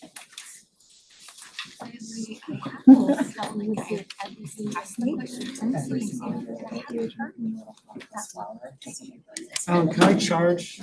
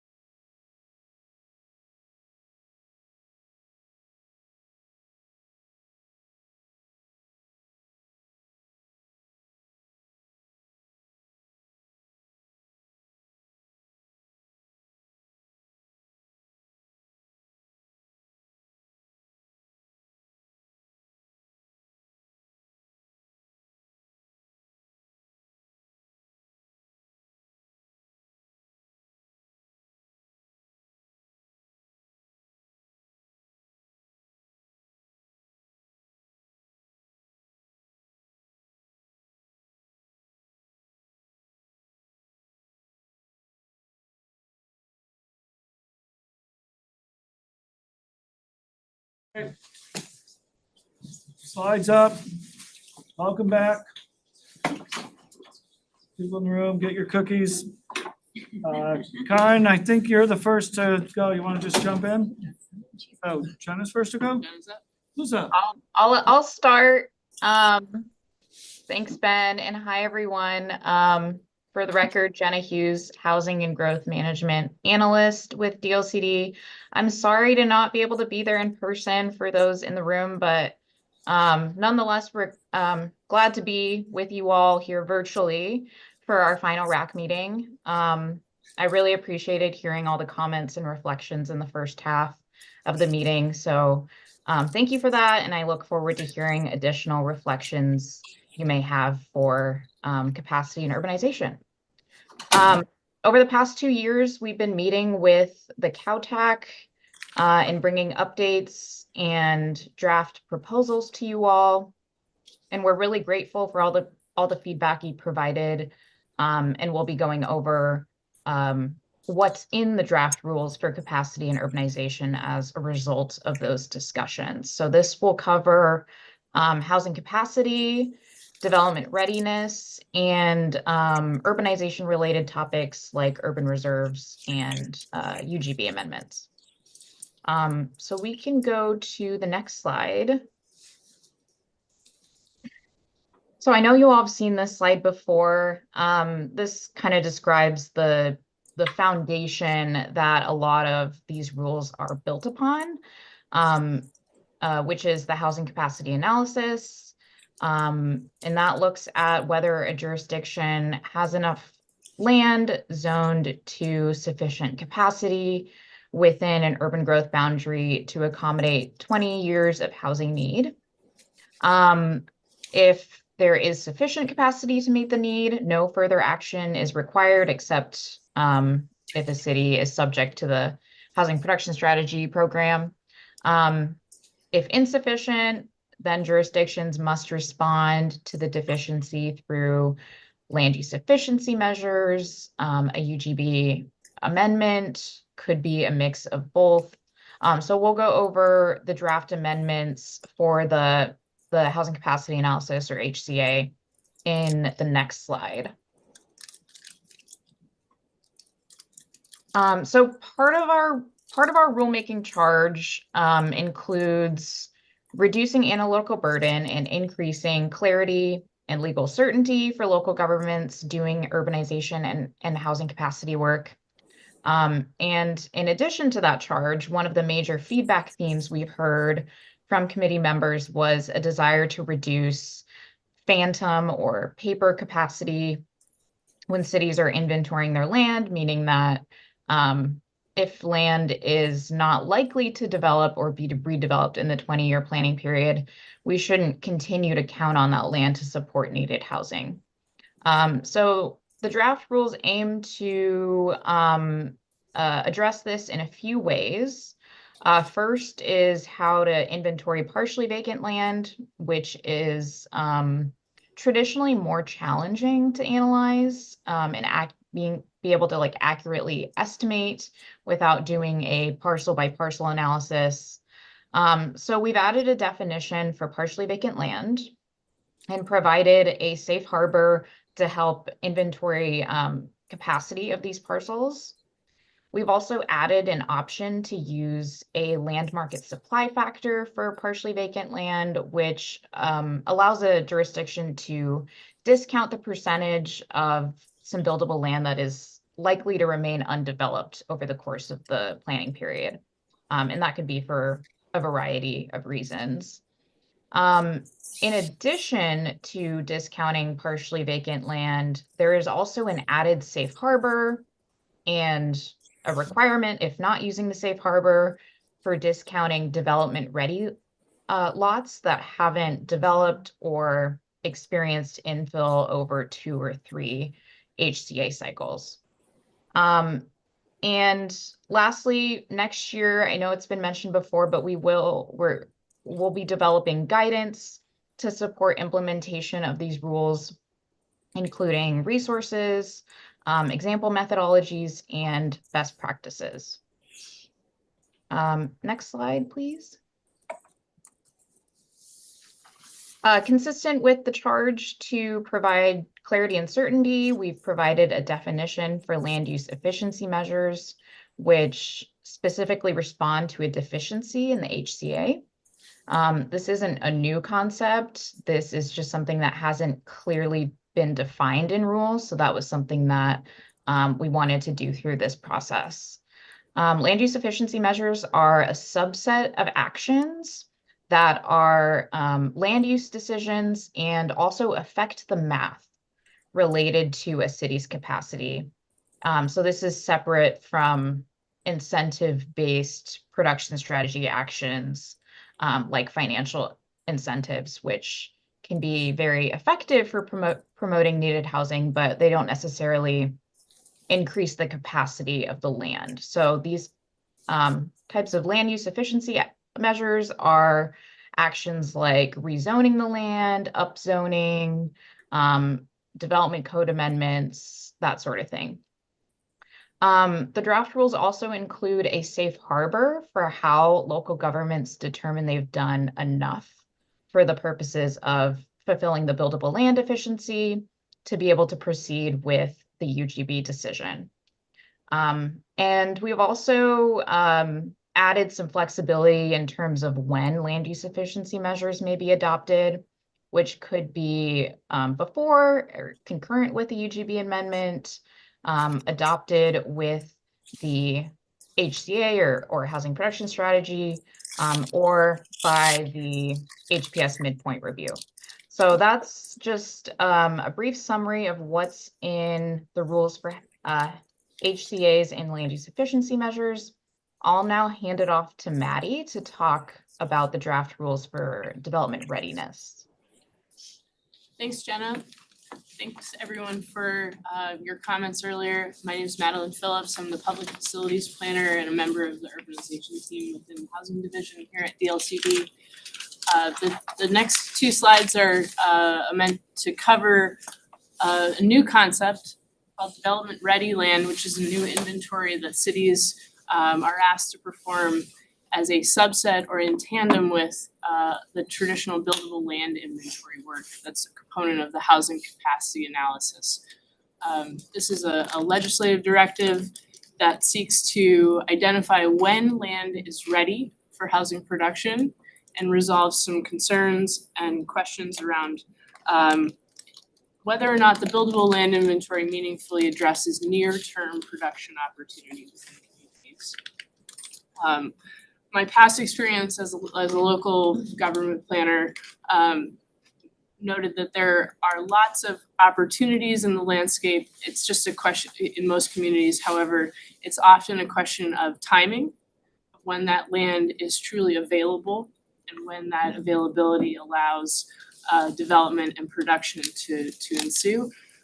That timing element is critical to the development process and often is the source of consternation among developers that there's plenty of vacant land, but none of it is available within a time frame that's feasible for our organization or individual developers to pursue housing projects. And as a result of that, often developers have to move in a way that looks at property on a piecemeal basis. So a lot by lot evaluation, which means pre-application process, which means application fees, among other procedural steps that can often be really challenging and very time consuming in addition to being costly. So to differentiate development readiness from the buildable land inventory, you'll remember that each city is issued a housing allocation. That's a 20-year planning supply that goes into a city's buildable land inventory and influences whether or not a city has a deficit of buildable land and or the ability to meet that housing allocation. However, development ready land is a subset of development of buildable land. In fact, that meets a statutory definition in that land is zoned and available for residential development. It has utility service within proximity or will be served within the near term with utilities and is not encumbered, meaning it is free of certain encumbrances, both either at the local, state, or federal level that might prohibit its development for residential use. The subset is meant to answer and expedite the way that cities look at the availability of land within their planning boundaries, and seeks to address this question of what is available in the near term. And I'll expand on that in the next slide, please. As I mentioned, we've clarified the statutory definition of development-ready land in the rules presented. There were many terms that were included in the legislation that really needed to be unpacked, such as readily served or near term.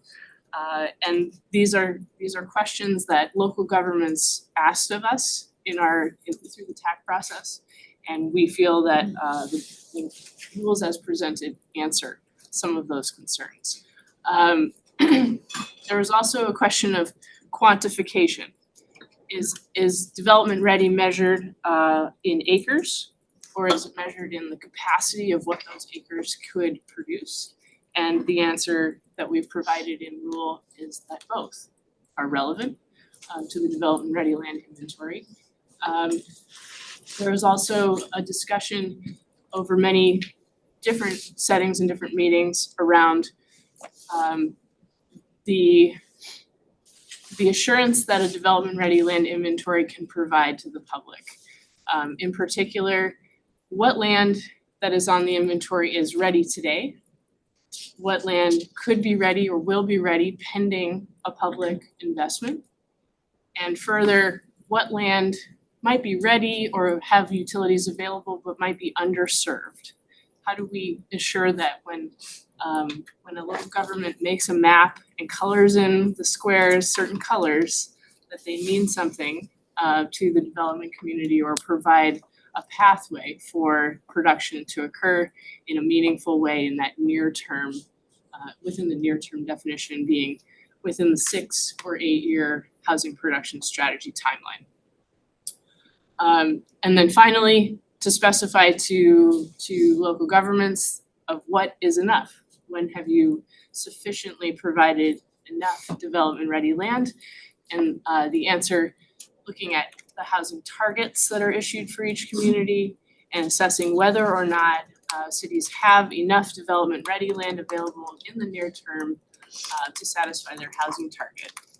And within that, there were a series of elements that are unpacked around one, how a city remedies development-ready land deficit, either by encouraging or facilitating annexation of land that is promised to be served through an annexation agreement, making public investments in infrastructure availability in such a way that facilitates certain land to be developed to its zoned capacity.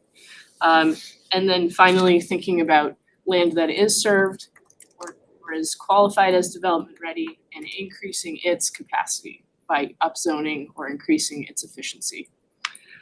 So those are some high level and some specifics around development ready land and its differentiation from buildable land. And in the interest of efficiency and time, I'll pass it off to Karen Gian-Chapman for our urbanization topics. Thank you. Good morning, everyone. Karen Gian-Chapman, she, her, UGB specialist with DLCE. So I think what I want to do is just highlight a few things that we see in the published rules since its initial draft into the second draft that we have filed with the Secretary of State. And there's a few things I want to highlight for you. When we look at the rules that are published and as written, you'll see a very familiar land prioritization hierarchy. What we did, and later we'll elaborate a little bit more on this because it spans Division 21 and 24 to really look at that hierarchy of how land is evaluated and what are the criteria under high value farmland and then criteria for prime soils. These are all designations that have been with the land for quite some time. There's no additional analysis needed. It's a practice that's been in place for decades or probably since the inception of the land use system in Oregon. And so we've spelled out the language a little bit more clearly, specifying that prime and unique soils are only added to urbanizable land or reserve land if no other land is available. And then we took that language and looked in Division 24 just to see if it mirrored, and we synced that up as much as possible. So this is language and analysis that all cities who have an urban reserve have used. And this is language and analysis that all cities, when they amend their UGB, have also used. And the feedback that we've received is it's really helpful to be able to do the same analysis and to read the direction for that analysis to be as similar as possible. So you'll see that there. Another item during our rulemaking about midway this session, Senate Bill 1129 was passed, and 1129 asked us to do a couple things. And so that's one reason why the language will deviate a little bit and not completely mirror Division 24. So for 1129, we bifurcated that first category of lands, your exception land and your non-resource lands. And there's category 1, let's say sub A, for lands that have no parcelization or no planned developments, no platted subdivisions. And then there's a 1B that is of lower priority from the other category 1 lands, where you do see subdivisions and platted parcelization for planned developments or other types of subdivisions. And so we've done that per the legislation. In addition, the legislation asked us to look at where services are not reasonable or cost effective to provide our urban services and our public facilities. How do we allow for a lower prioritization? And you'll see that added to the Division 21 rules as well. And so in looking at all of the types of ways that you analyze land in consideration of bringing it into a reserve, there was also one additional piece of feedback that we received. There's some consideration factors in the statutes that govern urban reserve areas, and how might we incorporate those or bring those into this analysis in Division 21. And so you'll see, again, we deviate a little bit from the analysis in 24, and the analysis for reserves in 21 then does differentiate there. And what we did is we incorporated those location factors as required, and we located them above the familiar prioritization hierarchy. And I think what's up for discussion or what's up for consideration is, how do these factors enhance the analysis for land considered for an urban reserve area, or how does it hinder the analysis? Does it provide more clarity and objectivity, or does it provide greater flexibility? And as Vice Chair Lazo said, we are really trying to balance what's the flexibility you're looking for and what's the certainty you're looking for with these. So when we look at, are these required? Is it a must, or are these optional? Is it a may? Does it make sense to have that process do an analysis of these 6 consideration factors from statute first, and then the familiar prioritization hierarchy that we've been using for quite some time, or vice versa? So I think I wanted to highlight that for the group, that these pieces are new in this version 2, and the pieces are certainly up for consideration and for discussion. I'll go on to elaborate a little bit more on urban reserves. One additional piece that is familiar, I think we've brought it here to this group before, is a new minimum threshold of 80%. So as we look at those jurisdictions that have an urban reserve, I think there's about 14 cities, and maybe the metro region has an urban reserve. And these are all original urban reserves, but as land from a reserve comes into an urban growth boundary, those reserves will get replenished. And those 2nd generation and 3rd generation urban reserves will bring in new mix of land from non-resource and exception land to farmland and some high value farmland as well.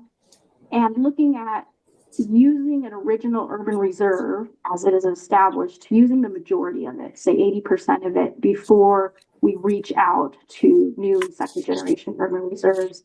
And we may have shared with the group here, the thinking behind that is there's predictability when jurisdictions and developers see, okay, I can see where the city's planning on growing, those property owners within the urban reserve, or even say an urban growth boundary, they have some level of predictability.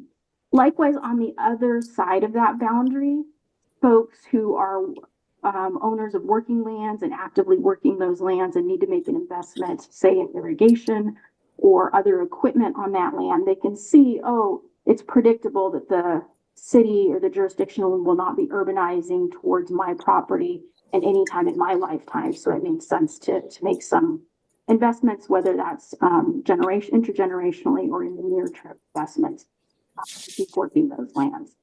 And in addition, it really provides a framework that upholds the entire land use system that says we know that there are lands that are irreplaceable, and we know there are lands that need to be developed, and what's the order by which we operate in selecting lands that for development and urbanization, and lands that carry a high economic value and productivity value in Oregon as working lands, whether that's forest land or farmland.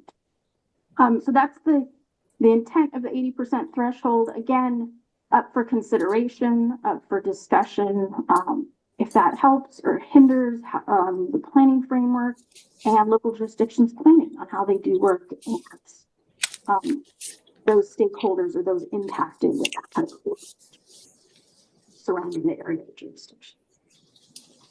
I think we'll move into aspects of the urban growth boundary and amending the urban growth boundary and pieces of impracticability and considerations for that.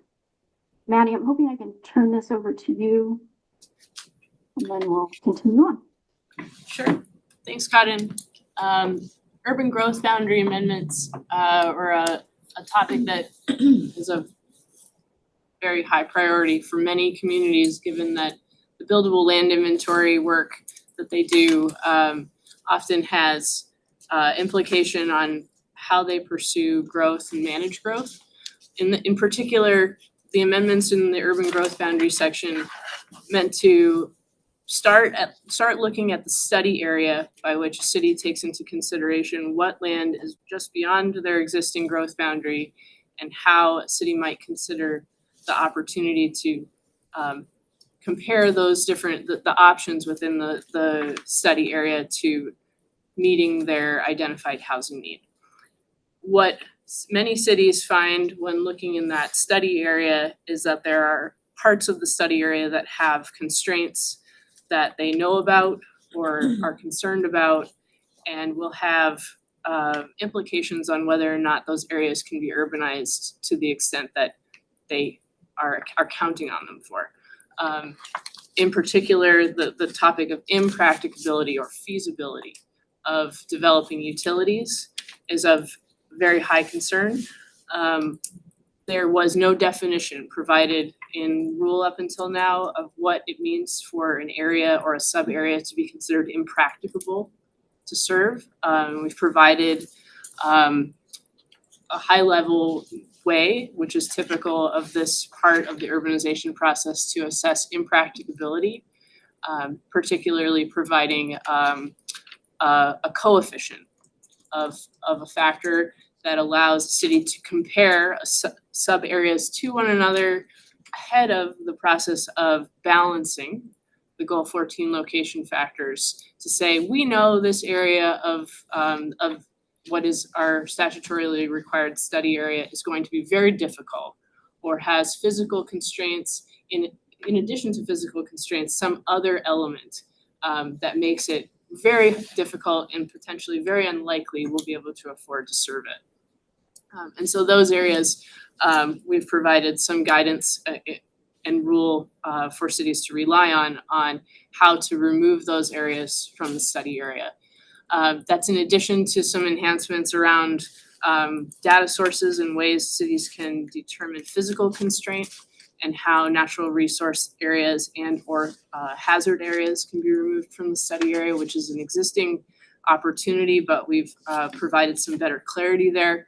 And then finally, that notification to tribes starts early and proceeds often in the determination of where in the landscape of that study area ought a city consider the natural or cultural heritage sites or other assets that tribes know about and hold dear to them, but often are not present in our mapping systems or other tools that cities often rely on to make good decisions about where they might consider and study for their expansion of their urban growth boundary.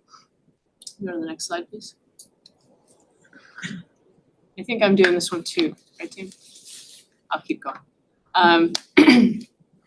Once the city determines its study area, they move directly into what is effectively called the Goal 14 location factor analysis.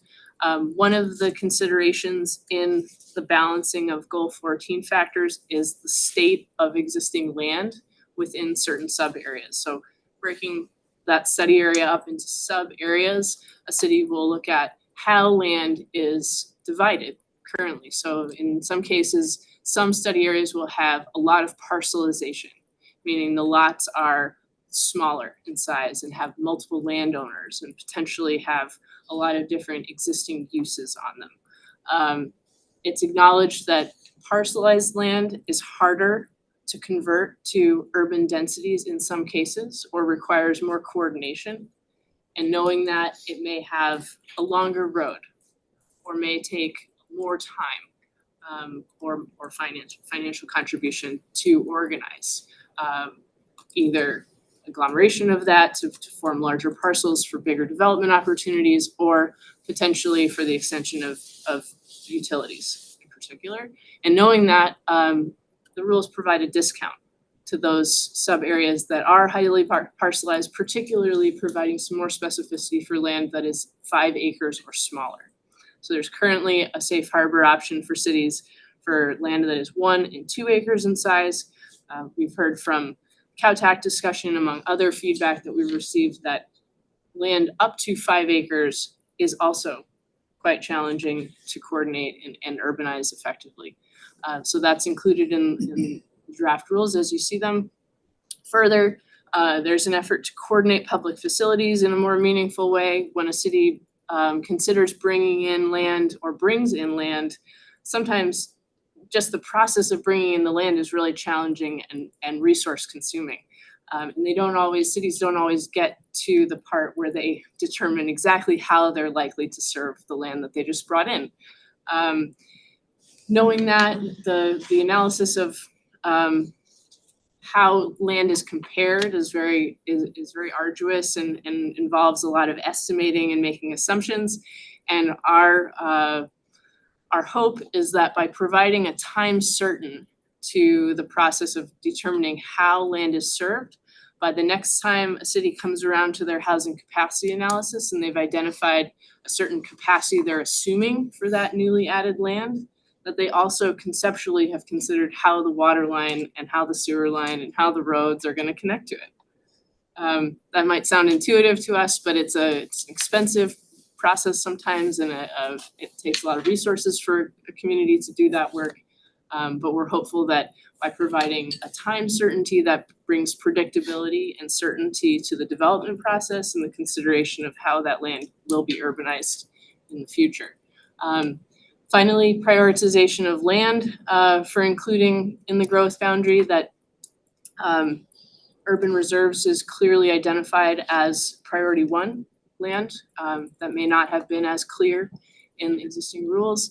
And in that same vein, the alignment of priorities between Division 21, the urban reserve rules, and Division 24 helps encourage cities to use the tool of urban reserves to facilitate and kind of prime the pump, so to speak, or analysis for incorporating land into a growth boundary when a city identifies a need.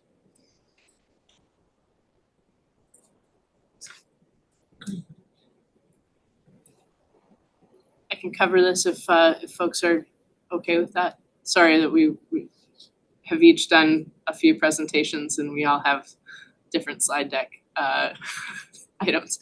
Finally, we've been thinking, CowTac took a very close look at how cities prioritize in that Goal 14 location balancing factor analysis, how cities prioritize and enable the opportunity for complete neighborhood development.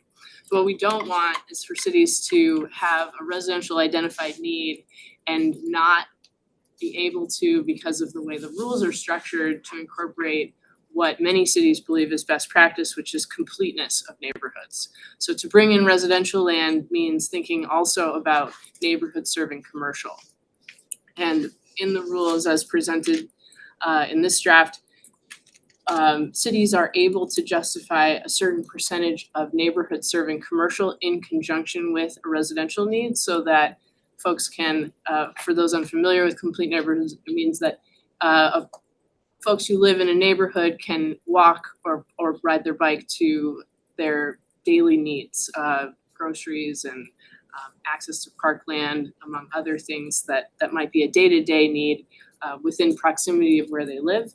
They don't need to drive across town to get to the grocery store. And in doing so, cities now not only can ensure that neighborhood serving commercial is allowed as part of that residential land need in an urban growth boundary expansion, but they may also consider the inclusion of affordable housing in the consideration and weighting of different sub areas, especially if one of those sub areas proposes a complete neighborhood opportunity that includes affordable housing. So there may be a specific weight that is added to community proposals or sub areas for expansion of a growth boundary with those characteristics. I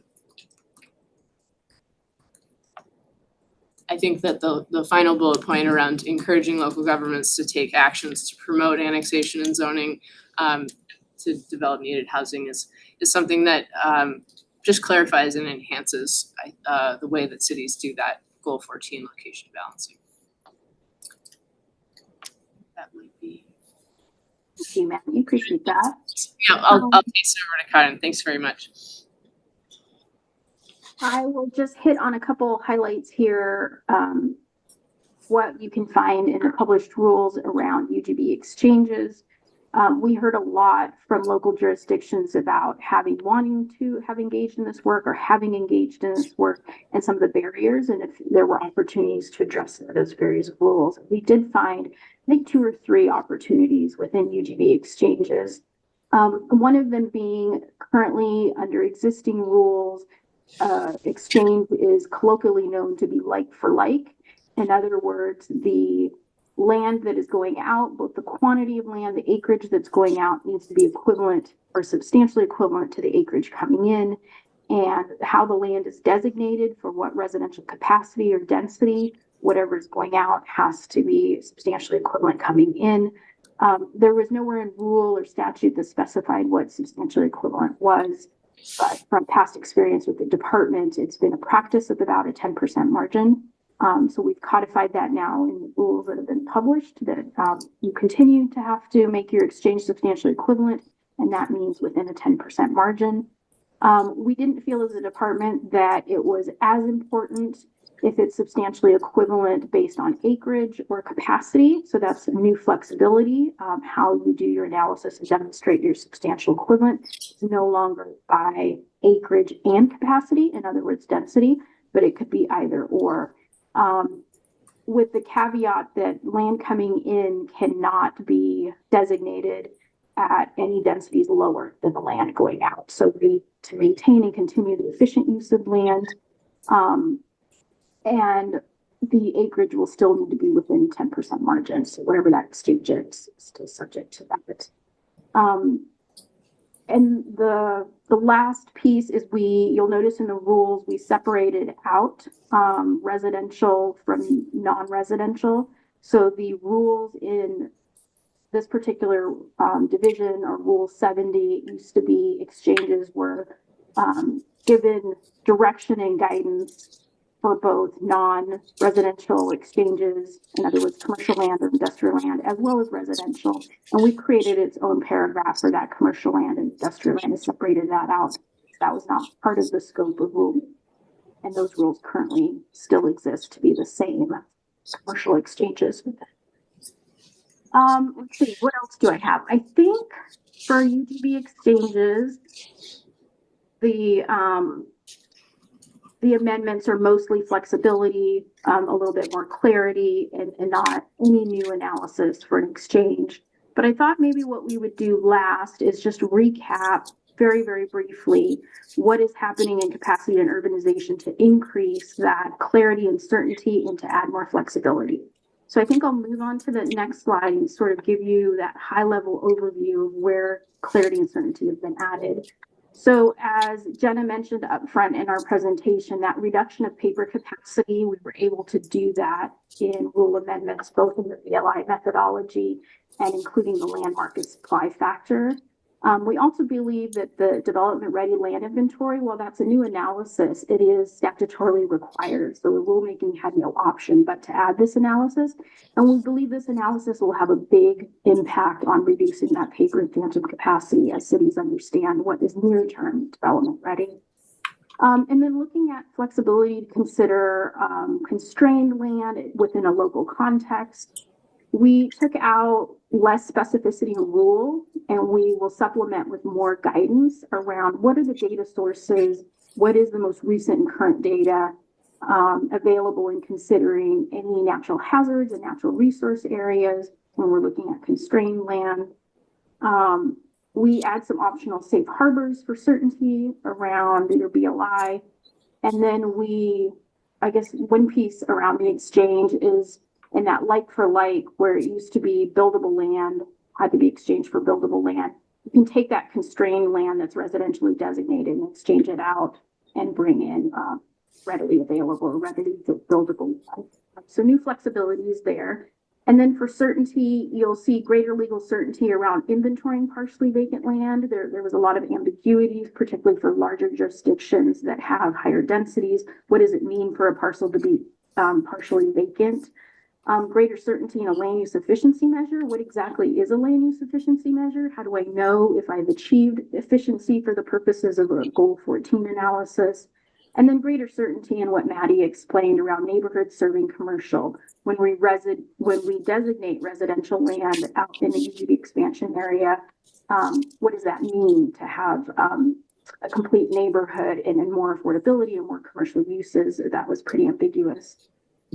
And then some definitions that we provided. There's a variety of definitions to really clarify things. And then around infrastructure, I think for a long time, these analyses have had a lot of ambiguity around impracticability or cannot be served by urban level services. And so we've added quite a bit of, I think, clarity around that, but we've also added quite a bit of flexibility. So the Senate Bill 1129 incorporated into urban reserve areas that flexibility for our land that is not cost effective to be served by public utilities or infrastructure, and therefore allowing for the flexibility to skip over certain lands when considering urbanizable lands. And then looking at more of an objective analysis around development readiness. So Maddie walked us through that. What is sufficiency? How do I understand the definition of development readiness? And what are the rules around inventorying development readiness? So there's quite a bit more clarity there. And then in an effort to uphold the system of efficient use of land, our UGBs within existing UGBs requiring actions. So those cities that are subject to a housing production strategy program, really looking at what actions can those cities take to make land within an urban growth boundary more development ready. In other words, how do we annex in land and get it ready for development? And then understanding land use efficiency measures within those actions to really get that urbanizable land incorporated within a city and within development production housing. So let's see, where are we at? I think, Ben, I'm going to hand it over to you and we will open up for some discussion around Robin. That sounds great. Thanks. We're a little bit behind, so I'm going to ask folks to feel free to pass. There's a couple options. One, I'm going to ask folks in the round robin to offer content specific on the issues that you just heard about, comments. If you have, I'm going to ask to skip the kind of high level comments. So if you have content specific, please put those in the room. Also, feel free to add things into the chat, and Anita, you can track it, and then we'll copy and paste it into that. So, take the time, a couple minutes if you want to offer content-specific stuff. Otherwise, we'll just keep moving or put it in the chat. I'm going to start in the room. I'm going to start with you, Jessica. Okay, thank you. I'll keep it brief. I was able to come and provide some feedback to this particular group, and I think they did a really good job incorporating that feedback about developing within and outside of the urban growth boundaries. So appreciate. Good modeling of succinct comment. Mary Kyle. There's a lot I heard that I like, and I thought there was a lot of really great work by this TAC, the cow TAC, and we put into writing to LCDC our concerns. I'll just say, one, highlighting we're really concerned about the impracticability factors being applied at the study area stage for UGBs for a variety of reasons we've outlined in our comments. That is, anyway, so that's it. We put our stuff in writing, so specific revision recommendations. So, thanks, Mary Kyle. Shane? I don't have any comments at this time. I still need to think about this section and maybe ask questions about it. So sounds good. Shannon? I really like building off this idea of phantom lands because I think that's something a lot of us have seen in real life. I've heard a question from a city that I didn't know was a remaining question about, is there a clear route for establishing urban reserves if you don't have that designation already? And I realized how much I don't know when that question was raised, actually. Quite a few things. I'll try to be as quick as I can. The 80% rule is one, unnecessary, and two, exceeds statutory authority. Additionally, within the urban reserves piece, there's still some issues with the priority order and the way that intersects with statute. The plat and the acreage size limitations in the 1129 implementation piece. Again, something not mentioned in the bill. The expansion of the Division 21 priority order is adding analytical burden, not reducing it.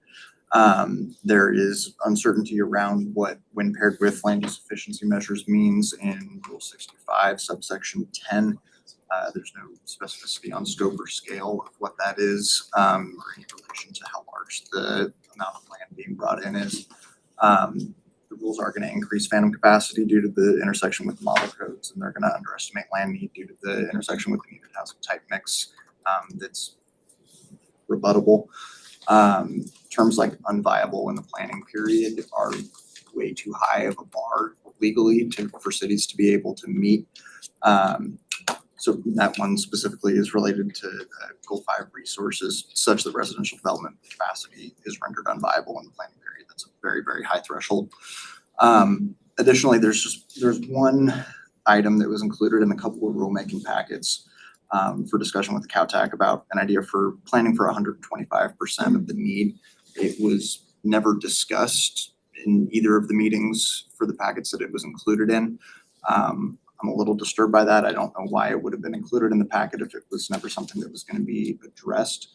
That would be substantially beneficial. I still don't know it would be enough to address all the phantom capacity issues that are created here, but I'm disappointed that we did not get to have a discussion about that, and if possible, would like an answer as to why. Thank you. Anne? I'm concerned about that 125% too. That kind of took me by surprise. And then I think there's something else that says, I'm sorry, I'm not finding it readily, but you can't assume more than your past quantities. So I don't know how those connect. I'm also concerned about limitations on consideration of redevelopable lands or partially developed lands, because we don't really have a lot of land that wouldn't fall into that category. So we'd be doing a lot of justification to validate why we're using redevelopable land. I think what others have said is so I would just echo that. Thanks, Sam. Lindsay? Massive second of what Anne said. Shannon, to your point, your question on like, does this make URA more accessible for cities? The city of Bend thinks it does. We have other cities that are trying to go through the analysis that would like this to be a tool because it really has not been an accessible tool for our jurisdictions. And it's something that they'd like to engage in that kind of even longer term planning for their jurisdiction and make it a little bit easier to think about like, hey, in whatever number of years are we going to need that land and where are we going? Really like the impracticability to serve. I think we still have some questions as to whether those calculation numbers are correct, but I'll put that in feedback because I think that's beyond my scope at least. But still some questions here, but I think this is the section we're most excited about, especially the phantom capacity and the buildable lands inventory. All pretty wonderful. Thank you. So let's go to our folks online. We're gonna go back to the alphabetical order. Vice Chair, that starts with you. Thanks, Ben. I'll go ahead and pass since I know we're short on time and I've got other opportunities. Thank you. Alan Hines? Pass. Your pass, okay. Anna Molina? I will also pass. Okay. Casara? I'll keep it short since I've already provided comments to the TAC, but for these sections, I really appreciate just more consideration for infrastructure and some of the challenges to serve certain areas. And Maddie, I haven't forgotten, I owe you comments on potential guidance, so stay tuned. Awesome. Chantal? I'll pass. Thank you. Thank you. Corey? Yeah, thanks. We put all of our more specific comments on this in writing and have shared that with DLCD staff. I think just wanted to share appreciation for the CowTAC group. I think there's a number of things and provisions in these sections of the rules that do reduce paper capacity, providing more of those safe harbors that we know cities were interested in, accounting for and better addressing the infrastructure considerations and challenges while preserving the priority scheme. And then just this focus on development readiness have all been things that we've been supportive of and excited to see in the rule. We know that there are some additional adjustments that we're looking for in Division 21 to meet the full legislative intent of Senate Bill 1129 and fix the scrivener's error. And then we also support the 80% threshold in this section. And then the impracticability factor in Division 24, when determining a UGB study area, that is also a point of concern for us. Thanks. Thanks, Corey. David? Yeah, I just want to say there great work by the TACs, all the different TACs, and I hope their comments and concerns can be recognized to make some adjustments. I want to also say that the planning process is slow, and I know we have all these new things that we have to integrate into it. I hope we can all work that out so it can all be handled in a process that each city can move through on its at its own pace. Thanks. Thank you, David. Julia? I'll pass. Thank you. Thank you. Lindsay? I'll pass. Thank you. Thank you. Miranda?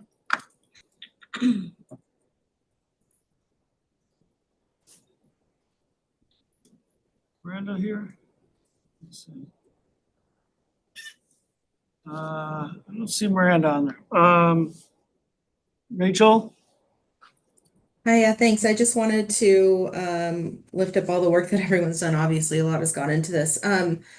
For the while I am not a practitioner, and I definitely acknowledge that, I just do want to say that providing additional framework is helpful for decision makers in the end, although it is important to ensure that the staff at cities and counties are able to do their work in an efficient manner.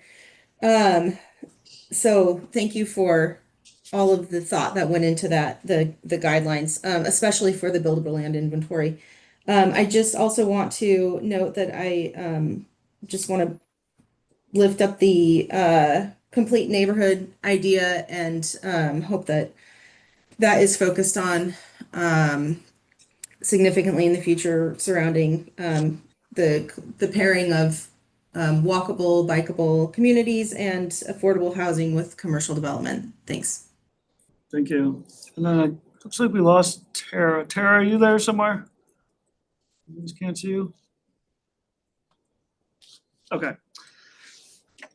That, I think we're almost like right back on time now. So appreciate folks finding that balance between offering kind of content specific and offering both high level and process critiques and little critiques earlier. We're gonna do in our last 15 minutes, kind of two exercises. So Ellen, for the folks online, we're gonna put a mural board link into the chat. This is gonna be a silent gratitude exercise at this point. So rather than doing a round robin, if we had more time, and we'll pass out some stickies. We really want to ask folks, what are you hopeful for, excited about, or any gratitude or appreciation that you'd like to share about the process. So it's really shifting our mindset as we leave this room today, from the place of offering the specific comments and opportunities for improvement and critiques and the things that will unfold as this process continues, to really focus on leaving this space with a place of gratitude. So for folks online, is it in the chat? There's a link there, and if we can, I don't know if we can share that, so folks in the room can kind of watch it unfold live. For the people in the room, we'll give you stickies, real life stickies, and we have a board over there. If you could take just a couple minutes to write either something you're appreciative about, a hope for the future, or some point of gratitude that you'd like to make for this process. Let's spend about 5 minutes and 5 or so minutes to write that up, stick it on the board. We'll have kind of a visual representation before we move into closing. So hopefully you don't have to dig too deep to find something that you can appreciate or express gratitude around. I'm grateful I'm not gonna do any more murals. Oh, you're in person. Savage, savage. So nice to meet you.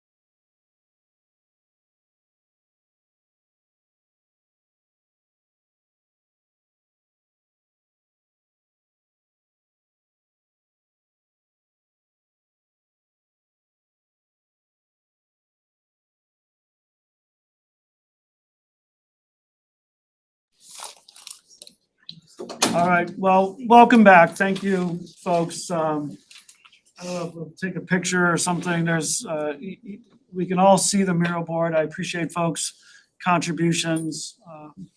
I'll just say, and Ethan, I'll pass it to you to kind of speak on behalf of all your team at DLCD. But I'll just note, and you can kind of take us and close us out. I just want to express some appreciation. It's such a privilege to be a part of these processes, and as I read kind of the hopefulness and the gratitude that is showing up on our screen and in the room, it's a real reminder of the work that it takes to get to this place, the time and energy and just depth of diving in. I'll just say that each of you has contributed over at least the last 2 years, if not going back for some of you decades of trying to do this work, living this reality, living and navigating what we're trying to solve. And, you know, I think Shane, you gave us a really good illustration. Alan Hines, you've consistently challenged this group to think about the folks that have been left out of these systems and harmed for so long. And I think I share this hopefulness of, as an Oregonian, right, for what we're trying to do here. It's also incredibly bittersweet. You know, I'm glad for the folks that get to, you know, take off the little square that I've been looking at for 2 years and see folks in real time. For those of you I haven't had that chance, I missed this opportunity, but I hope there's some in the future. So, Anita, I don't know if you want to offer anything. You've been kind of a part of a team here. Love to hear your thoughts. Yeah, well, thank you. I just want to say I'm grateful for all of you for hanging in there for this long and also just being so engaged. I know it's not quite over yet. You know, we've got the comment period and commission hearings. So I encourage all of you, not just the ones of you who want some specific changes, but a lot of you had some really great things to say about how meaningful this is. And I think the commission, I would encourage you to tell that to the commission because they're the decision makers. We appreciate having Vice Chair Lazo here, but I think they need to hear all of your voices. And as you're kind of equity focused, it's really good, not just all the changes or the negative sorts of things, but also the positive things. Everything you've said here, I would really love if you could come and provide that kind of balance as well to the commission. And so thank you all again for just putting so much work in of your own personal time and effort. And it's been really great to meet you all. And, you know, like Vincent, I'm attached to you. So gonna miss this, if you believe it. But thanks again and best of luck for you as we move forward with this. This is so important for the state of Florida. Thanks, Anita. So maybe Vice Chair Lazo, before I pass it to Ethan to officially kind of close out this part of the process, just want to invite you in if there's some comments you'd like to offer. Yeah, thanks, Ben. I think in closing, I'd say, you know, I would echo what Mary Kyle McCurdy said, her sentiments earlier, and just this gratitude that we're, you know, that folks here have collectively embraced that original intent of these years of work to truly meet the intent of Goal 10, and acknowledging that the way Goal 10 had been implemented for 50 years has played a part in today's housing crisis that we face in every part of our state. You know, this crisis calls on us to do business differently, to let go of those assumptions about how this work should be done and embrace the future that this ONA process and program that has been so carefully developed to meet those goals collectively with so many interested parties, both represented at these tables as well as other interested parties that have been part of the rulemaking processes.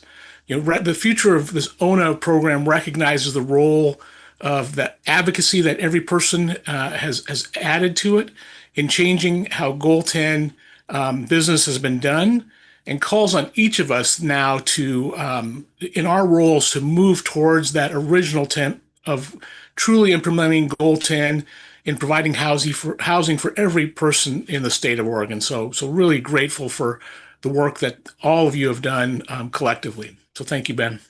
Thanks, Vice Chair. Ethan, close us out. All right, thanks, Ben, and thanks all. I'm not going to say much novel here in terms of the gratitude, but I think when the legislature asked the commission and DLCD to draft rules and conduct a rulemaking exercise, I think one of the important ways that manifests is a kind of collective representation of how we work through those policy discussions. And I think this conversation and the Oregon Housing Needs Analysis is a good example of how if it was just DLCD staff working on this, there's no way that we would be able to have the rules in front of you today with your feedback and engagement and consideration and thoughtfulness incorporated into those rules. So I think from that perspective, I'm immensely grateful to all the folks in here to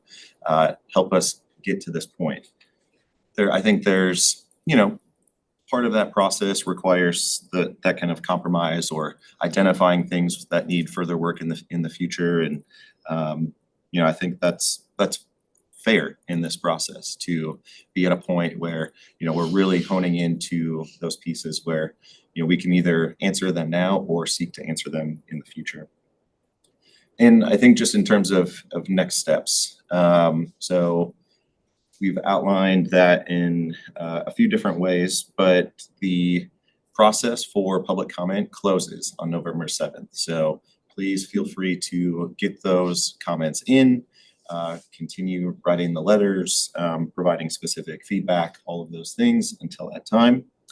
And then staff move directly from that process into preparation for the commission's adoption hearing on December 4th. So the kind of steps in the process from there are, I outlined this at the Land Conservation Development Commission public hearing last week. But just as a reminder to folks in this room or folks who weren't able to attend or listen in to that, the comments and feedback and the reworking, the next draft of the rules is all in preparation for that final set of rules. But the public comment and reflecting on how that public comment was incorporated into the rules is an important key step before we get to December 4th. So we're kind of approaching the packet production in a kind of two-phased way. So first, on the 20th of November, we'll be providing a kind of summary of the public hearing or the public comments that we've heard throughout the formal process and the Rulemaking Advisory Committee process, organized into themes, obviously trying to avoid a long list of responses back on every single piece of comment we've heard, grouping those into themes, but in describing how those comments were incorporated into the rules or not. That'll be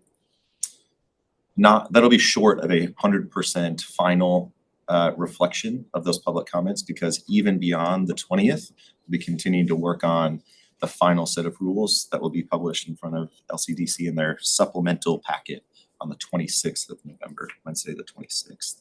And if you have a calendar up, we recognize that is just the day before the Thanksgiving holiday, but it's going to take some work to get those final rules published and ready for Commission's consideration. Then the Commission will meet on the 4th of December for the potential adoption hearing. They'll hear an overview of the rules, again, kind of how that feedback and input was incorporated into the rules and overviewing those final set. But I think I also want to leave us a little bit with like the longer term future as well, which is kind of what happens beyond the adoption. So I know that the rulemaking team, DLCD's got some rulemaking that we're setting up for a different kind of policy discussion. And that'll take some time and resources and effort to dedicate to those. But the folks who are working on the Oregon Housing Needs Analysis from the DLCD Housing Division will not be focused on that rulemaking, and all of this like collective brain power and expertise and the conversations and all of that in tow really turns towards guidance and the build out of the universe of tools for implementers, all with an eye towards implementation. So I think at least I'll maybe speak for the team that I know that they're very excited for that change in mindset and really building out the program from top to bottom from there in 2026 and beyond. So optimism there, but much appreciation for the folks in this room and getting us to this kind of near finish line moment. Okay, near finish line. Well, with that, good job, everybody. We'll clap it out. All of you online, good to see you. Have a wonderful day, and we'll stay tuned in the process unfolding. So great job, everybody. Take care. see you later today, maybe. Thanks, everyone. Good job.